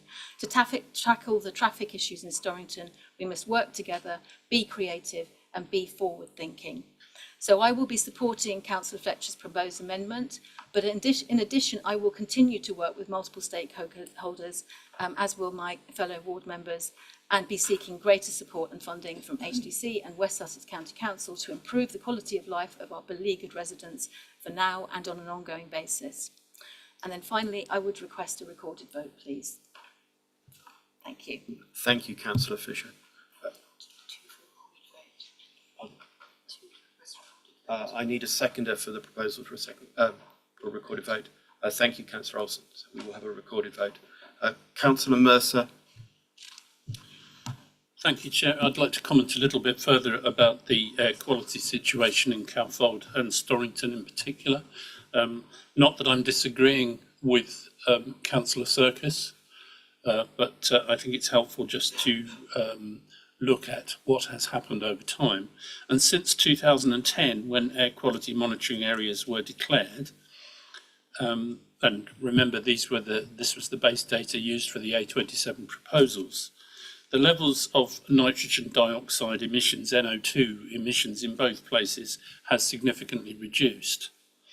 This likely reflects the changes in vehicle engines and fuel and work done by both Horsham District Council and the County Council since 2010. However, as mentioned by Councillor Fisher, the World Health Organization now recommends that emissions should be reduced to 10 micrograms per cubic metre of air, and the current UK acceptable limit and the one on which the air quality monitoring areas are sort of based and judged is 40 micrograms per cubic metre. So, and certainly the countries of the European Union are therefore reducing the levels over time that will be acceptable. So, although there has been a reduction, actually the evidence is showing that we need to be even more careful about the health of our residents in relation to these emissions. And our officers have been working closely, as Councillor Fisher has referred to, with Storrington Parish Council and local residents and the groups that they have set up to seek ways of further improving the situation. And we thought that we had received grant funding for an ANPR traffic survey to help establish a really good base of traffic data to influence our colleagues at the County Council to implement traffic management arrangements, such as, for example, 20-mile-per-hour speed limits or vehicle restrictions. Unfortunately, the former minister cancelled the grant. Our officers are still looking at alternative ways of funding this survey because we feel it is an important baseline to establish the traffic content at the moment. So from an air quality point of view, anything we can do to reduce levels of nitrogen dioxide in Calford and Storrington over time will benefit the health of our residents. Thank you. Thank you. Councillor Beard. Thank you. I just want to us all to consider in our decision making the more than human world within habitat fragmentation, biodiversity loss. I believe that we have the need to be thoughtful towards the future generations, not only the human, but the more than human as well. And whatever decision that is made and what effects that will have long term on everything. Thank you. Councillor Dennis. Thank you. I'll just move this slightly closer so it can be heard. There's a lot to this motion, and it's not just the serious issues of traffic congestion and air pollution in the Horsham district. And I don't want to repeat the comments that have already been stated. And I'll allude quickly to the grey route, which was a decision that was made by National Highways, supported by the then current Secretary of State. So it was a recommendation from National Highways, and it was contrary to all the other consultations. So the other consultations all came out against the grey route. So let's just make that quite clear. So the planned A27 improvements is not just the Arundel A27 improvements, but it's actually part of an identified programme of works across the A27, and that goes from Southampton all the way across to the end of the A27 at the other end of East Sussex and thereafter. And it includes the Chichester and Worthing parcels. Chichester, as we all know, came up in RIS 2, but there was a serious issue with the consultation in so much as that there was no agreement, so it was pushed back. And Arundel was already sitting on the RIS 3. Worthing is still being debated, and there are some small pieces of work on the Worthing and Lancing piece that are currently again in RIS 3. Now, this was identified not only as part of the West Sussex Transport Strategy, but also on the Transport for South East Strategic Investment Plan. That's a body, the Transport for the South East, for those who don't know, is a body that is represented by all the local transport authorities in the southeast of England, and that's from the Isle of Wight to Kent and all the way up north towards Berkshire. One of its highest ranking priorities is the whole A27 East-West link, which is critical to the South-East network. And as I said, it's complete east-west, but it's intended to link Dover to Southampton. That's connecting our largest ports.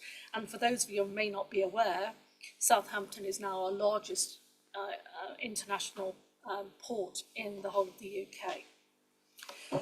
The poor performance of the whole of the A27 impacts capacity to support not only existing, but also planned traffic. And when I say planning traffic, we'd be naive to think it's not going to increase. The population increase alone in the county and district, Horsham district alone, was very significant in the last 10 years and was well above the English national average. That impact has an impact on the journey times, not only of private cars, but also buses and freight. And that's because of the lack of reliability and accessibility. And very importantly, as noted previously by Councillor Serkis, it stultifies economic growth, and particularly economic growth down on our coastal strip, where we see much higher levels of social deprivation than we do in the north of the county. I think it's really important to understand the strategic nature of it and whether we agree with the grey route or not. And as you can tell where I'm coming in from, given the fact that we did not recommend the grey route. I support the motion in terms of it's a bigger piece here. We have to look at the strategic piece. Now, when we look at Storrington itself, and I look at the amendment, there is TRO process, it's become a very effective and quick process. But what you're looking for really here is a much bigger piece of work, which has never, which I suppose you're working on, and you need to evidence the data on it as well. And I don't think anybody would be, reluctant to push that one through, given what we know of the issues that we have there. So I don't quite understand number 2 in terms of the amendment, because it's the process is already there. And the first part to it is, I believe this decision's probably been made. I'll probably get that confirmed to me on Monday. But the second part of it is considering the wider need for transport investment, in Horsham district. As I said, I think that given the fact that there's high levels of congestion that we already have, this will resolve that and potentially future. But there's an awful lot more to this, and I suggest that if anybody's interested, they actually read the strategic investment proposals that have been published by Transport for the South East. Thank you, Councillor. Councillors, we've now reached the 30-minute point. We now reach the 30-minute point, so we need your approval to continue this debate. Can I have a show of hands for continuing this debate?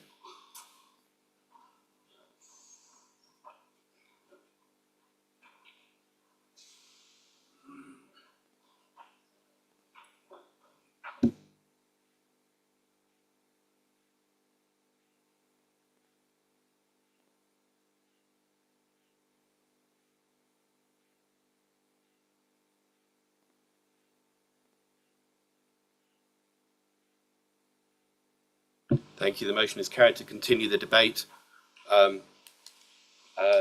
Councillor Lambert. Thank you, Chairman.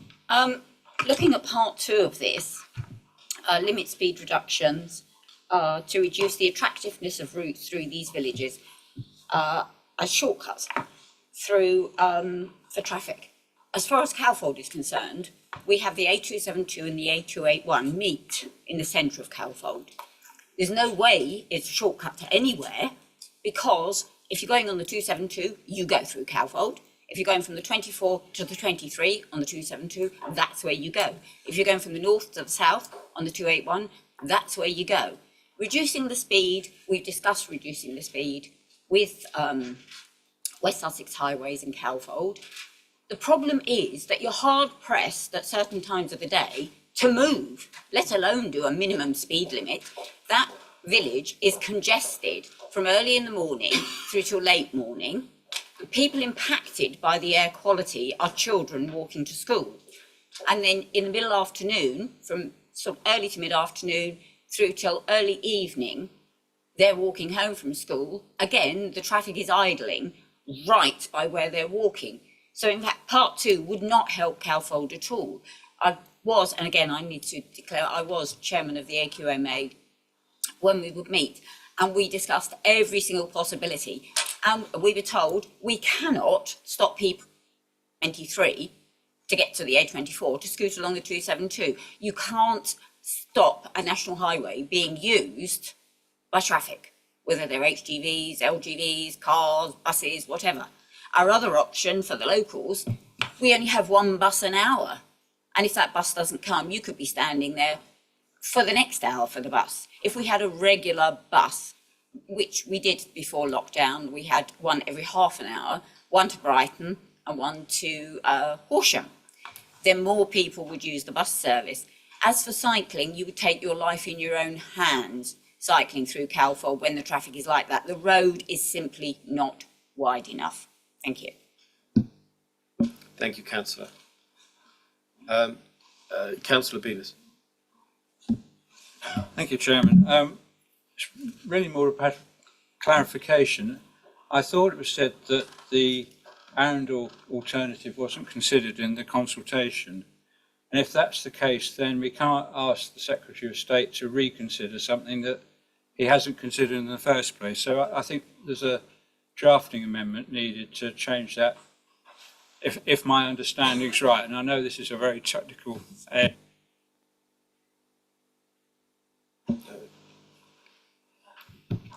Perhaps I could Ruth, respond- sorry, Councillor Fletcher. Respond please. to that on a sort of technical level. The Arundel alternative was put forward by local groups to National Highways, or Highways England, as I think it might have been. It's gone through so many name changes during the process, but what's now National Highways. National Highways considered it and decided that they didn't want to put it forward to the public, or the consultation with the public and stakeholders. So there has been consideration. I don't know whether we actually need to be pedantic enough to change the wording from reconsider to consider. As far as the Secretary of State's concerned, we know the current Secretary of State certainly didn't previously consider it because they weren't in post, but it has been considered in the past. So I would be inclined to think the wordings are maybe not absolutely perfect in that respect, but probably good enough.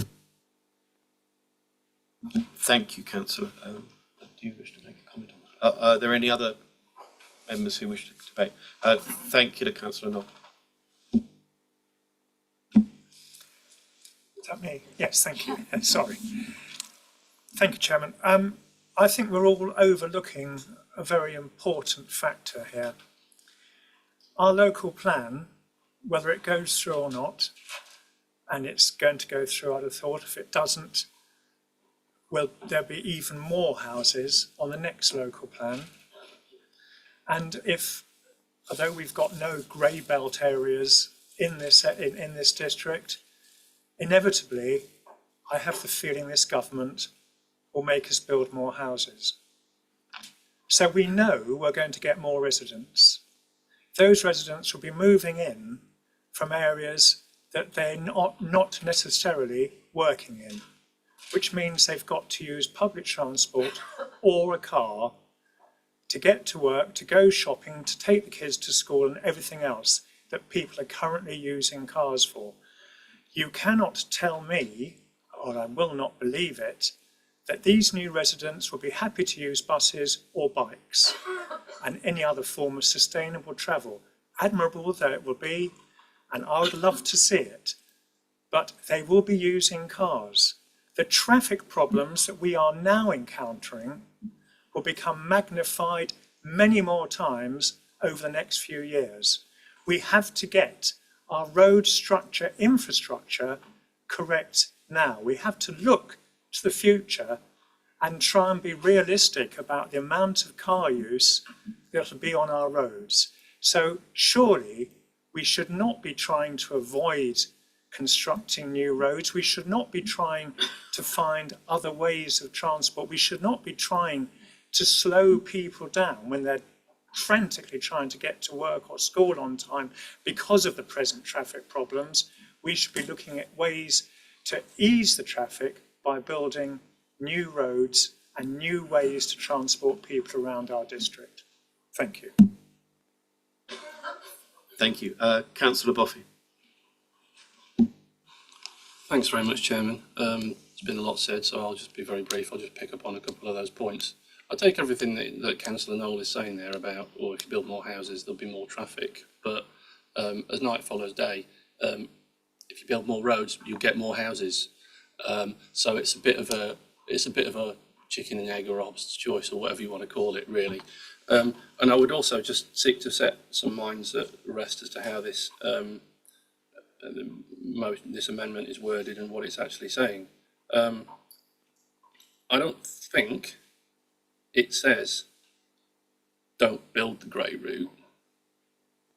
it says do something, and if you can't afford to do the grey route, look at some of the things that you might be able to afford to do. Yeah, we're not telling them what to do, we're telling them to open their eyes and open their ears.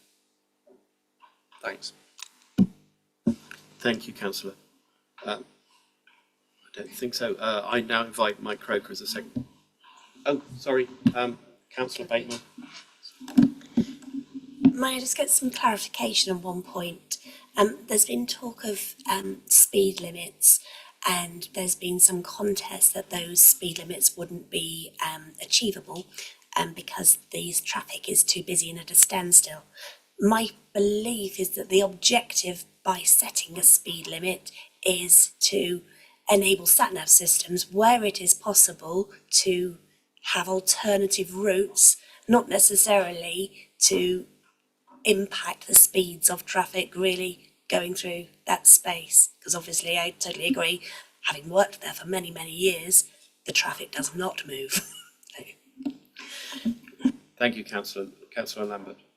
Can I just reiterate, there is no alternative route. If you're on the 272 going east to west, or the 281 going north to south, you have to go through Cowfold. You can't get around it. Thank you.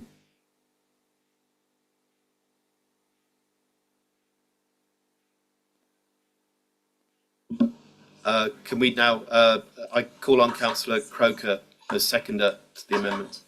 To the amendment.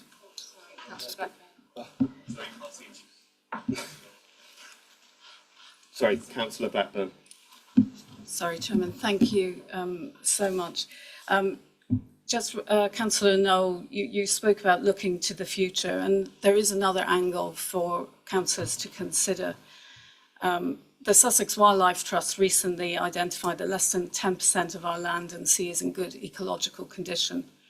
The organisation has set itself a target of 30 by 30. By 2030, they want nature in Sussex to be in recovery and for at least 30% of land and sea to be connected and protected for wildlife. And that's in line with national and global targets. Now, it's important to consider that wording.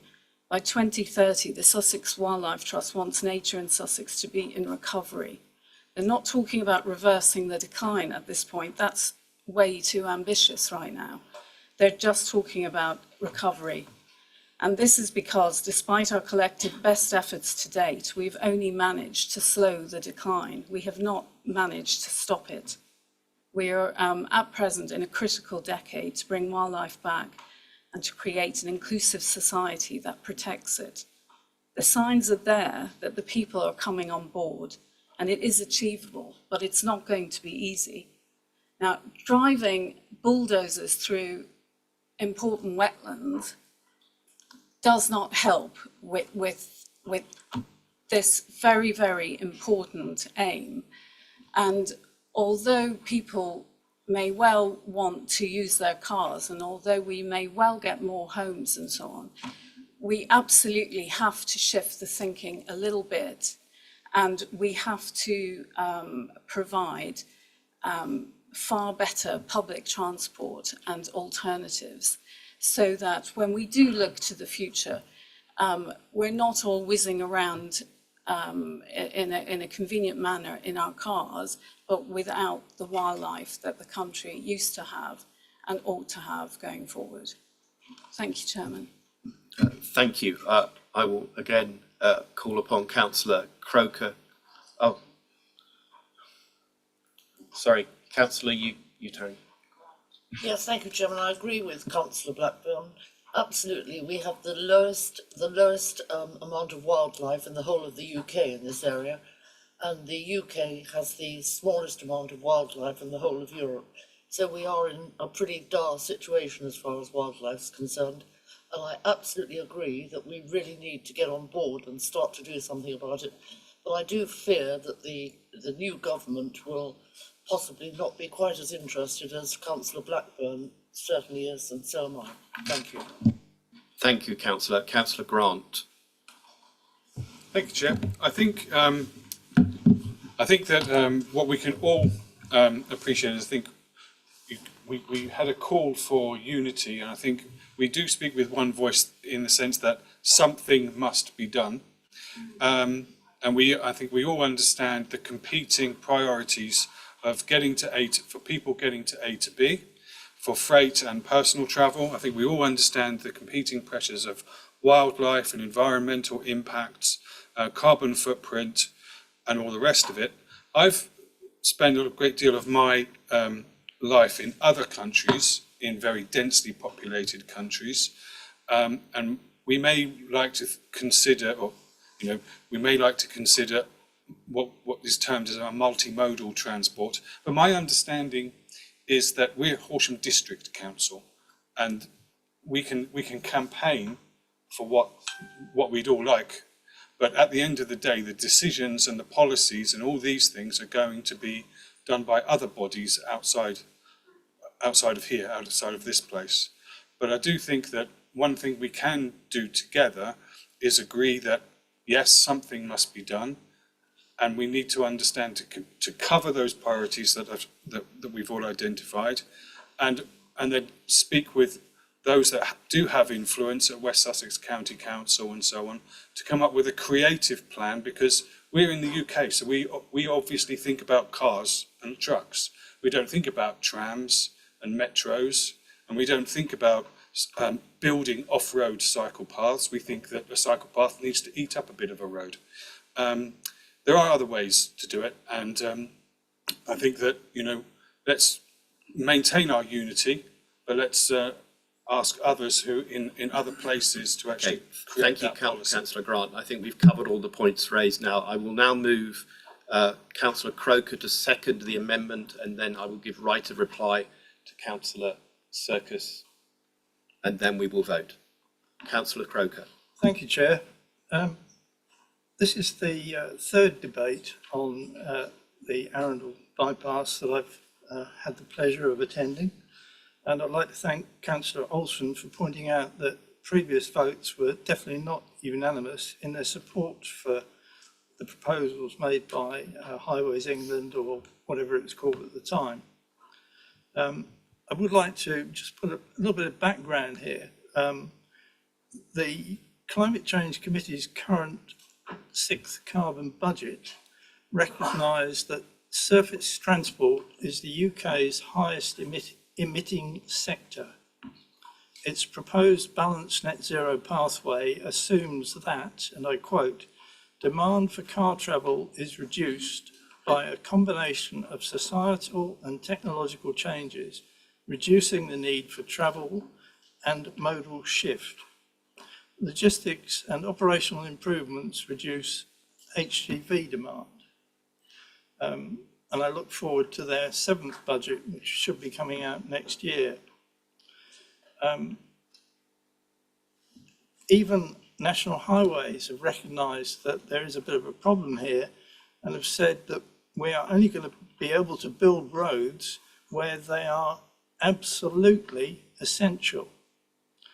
So do we really support the creation of a 5-mile high-speed dual carriageway, some of it elevated over the unspoilt Arun Valley, that would save just minutes of travel time between the traffic jams at Worthing and Chichester?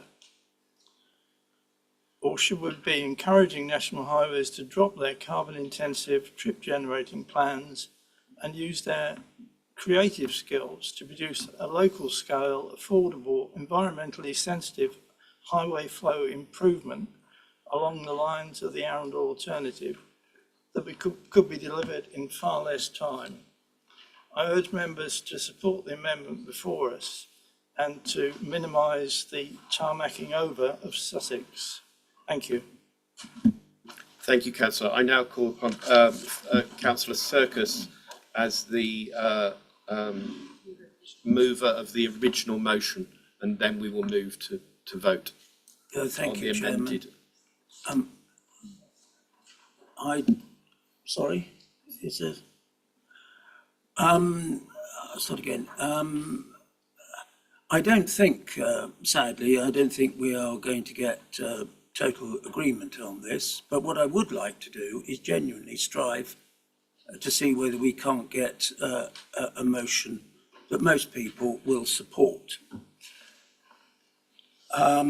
Incidentally, I thoroughly support certainly part of what Councillor Blackburn said, and I hope she will support me when I raise again, as I have done previously, support for those who are lobbying for reconsideration of the reopening of the railway from Guildford to Horsham and Horsham down to Shoreham.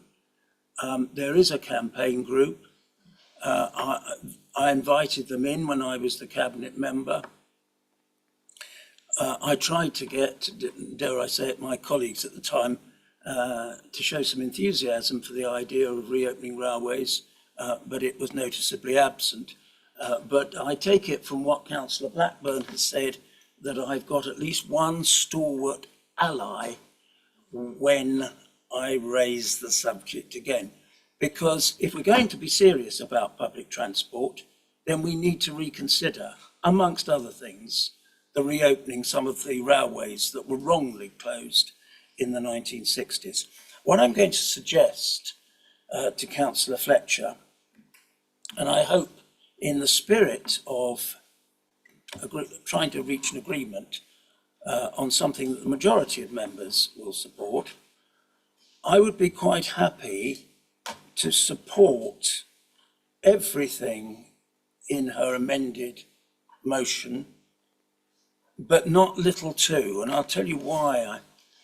I don't think, personally, I don't think slowing down the traffic in Storrington or at Cowfold makes a great deal of sense, because the problem of emissions has been made worse by the fact that traffic goes very slowly and queues. And therefore, one of the issues that we discussed within the Storrington AQMA was that we should change the phasing of the traffic lights in Storrington to speed up, basically, in a small way, traffic throughput, because all the expert evidence we were given on the AQMA was that you speed up the traffic, and it wouldn't be speeding it up by very much. The more you get any throughput, the less congestion you get, the less pollution you get. And I wonder whether, and I'm hoping very much that she will, whether she would be prepared to substitute for little two something along the following lines: to ask each AQMA to give consideration to whether changes to existing speed limits could constitute a contribution to the issues facing those communities, or something along those lines. I don't think it, I mean, the county council is there. The relevant traffic and highways experts are there. They are part of the constitutional setup of the two AQMAs. And therefore it's perfect. If you raise it within the confines of the AQMA, you are actually raising it in part with county council officials who are responsible. And I wonder whether in the light of that, she would be prepared to accept that. If so, I would be happy to accept the rest of what she's drafted, in the hope that we can get maximum agreement today. We're just looking to see whether that would be acceptable. I do hate to disappoint my good colleague, Councillor Circus. I think I'm very reluctant to change what we've got there for what he's suggesting. I can see where he's coming from. I think it's obviously, if you have a queue of stationary traffic with internal combustion engines switched on, you will get an increased level of pollution. However, the point of having slower speed limits, apart from improving public realm and making it more feasible to walk or cycle as well, is that lower speed limits are proven to smooth traffic flow. They actually do help to reduce the queuing, and traffic going at 20 miles an hour will not be a problem on air quality issues. It will also link back to the sat-nav issue that was raised by Councillor Bateman, that if the sat-navs, and indeed the actual practice of driving through, means you're going at a slow but steady pace, then you will be less likely to choose a route than if you think you can whip through it really fast. So it actually helps reduce the amount of traffic and therefore the standing traffic and the pollution. And I'm not convinced that the right way to deal with this, in response to your second point, is to delegate this to the air quality management areas as such, albeit that there are West Sussex representatives sitting there, because West Sussex is the highway authority, and I'm grateful for the work it is already doing, but the point of this amendment is to highlight the need for more to be done. So I'm sorry to disappoint you, Councillor Serkis, but I would propose to keep the amendment as originally proposed. Can I just follow that up, please? Please do. One final throw of the dice, and if this doesn't work, I'm afraid we will not have agreement, which is sad. I would just make the point that at the Storrington AQMA, one of the representatives who turns up is Paul Marshall, the leader of the West Sussex County Council. So he is privy at the highest level within the County Council to these discussions. I think Councillor Fletcher is overlooking that. Well, probably Councillor Fletcher wasn't aware of it. But I wonder whether she would consider keep some of Little 2, write to the leader of West Sussex County Council, asking the council to consider whether whether targeted speed limit reductions would reduce something along those lines. What you have at the moment is a demand, and I couldn't support that, but and I don't think it's appropriate for us to demand that the county council creates a traffic regulation order. But if you want to sort of suggest that they give consideration to whether a traffic regulation order could contribute, then you know, from my point of view, Chairman, that's the last throw of the dice in trying to get agreement. You can't say I haven't tried, Chairman. Can you just bear with us? Would you like me to respond, Chairman? Yes, please, if you would, thank Councillor you. Fletcher. The evening is moving on. The wording that we've currently got is that the leader will write asking West Sussex County Council, not demanding. Martin is actually a very competent chap, and I'm sure he will be able to write a good letter that does not come across as a petulant demand, because none of us want to do that.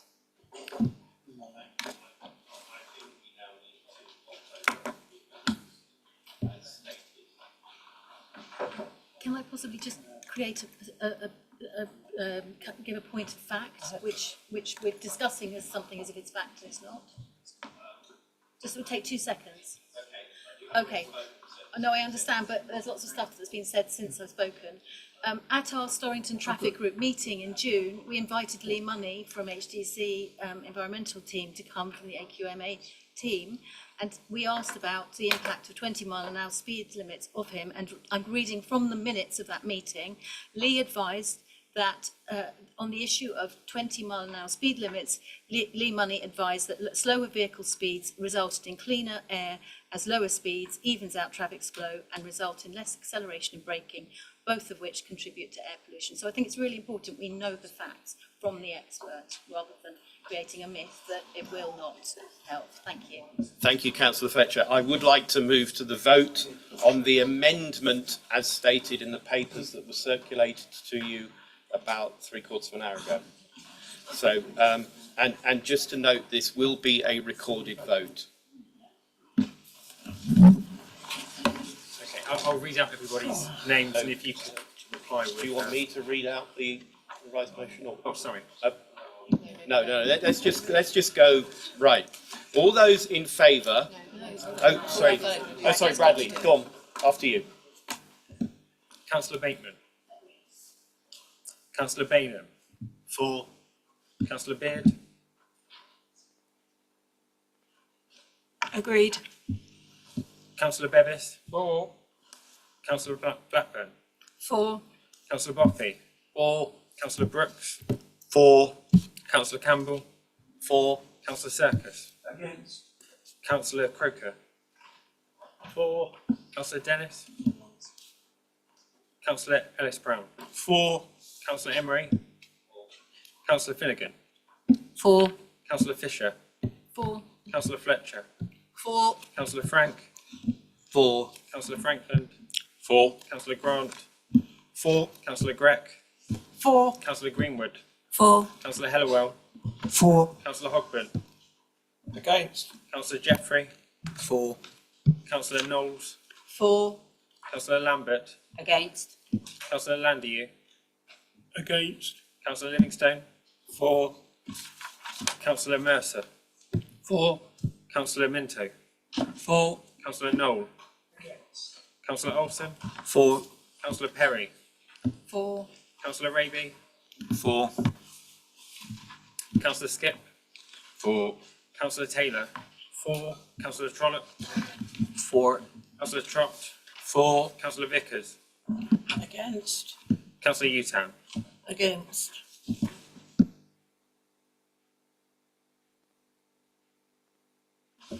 The amendment is carried. Moving on to item 12. Sorry, we're now returning to the substantive, meaning the original as amended. Does anybody wish to debate or not?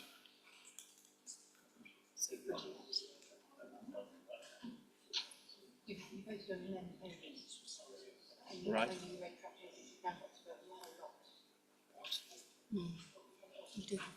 Oh, okay. So just to be clear to you, if you look at the papers you've got, we have just voted on the wording in red to be included in the motion, not the motion in its entirety. We are now going to vote, should be recorded under the entirety of the sections headed from proposed amendment to the motion ending point 2 of our residents.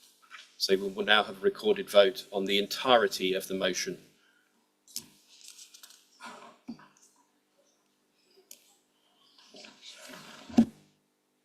I'm advised.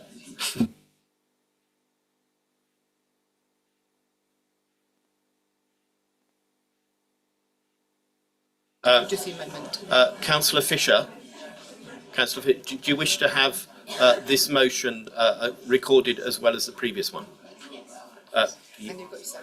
And do you have a seconder to that? Thank you, Councillor Beard.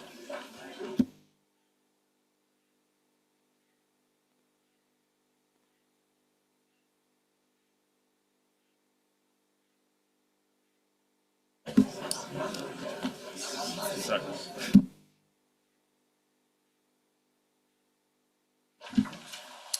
Councillor Bateman. For. Councillor Bainham. For. Councillor Beard. For. Councillor Bevis. Councillor Blackburn. For. Councillor Boffey. For. Councillor Brooks. For. Councillor Campbell. For. Councillor Circus. Councillor Croker. For. Councillor Dennis. Councillor Ellis Brown. For. Councillor Emery. For. Councillor Finnegan. For. Councillor Fisher. For. For. Councillor Frank. For. Councillor Frankland. For. Councillor Grant. 4. Councillor Greck. 4. Councillor Greenwood. 4. Councillor Hellawell. 4. Councillor Hogben. Against. Councillor Jeffrey. 4. Councillor Knowles. 4. Councillor Lambert. Against. Councillor Landyouth. Councillor Livingstone. 4. Councillor Mercer. 4. Councillor Minto. 4. Councillor Knoll. Against. Councillor Olsen. 4. Councillor Perry. 4. Councillor Raby. 4. Councillor Skip. 4. Councillor Taylor. Councillor Trollope. 4. Councillor Trott. 4. Councillor Vickers. Against. Councillor Utan. Against. Right, the motion is carried. We now move to the next item on the agenda, which is members' questions on notice. There have been no questions from members on notice. I understand there are no urgent business items. I therefore declare the meeting closed.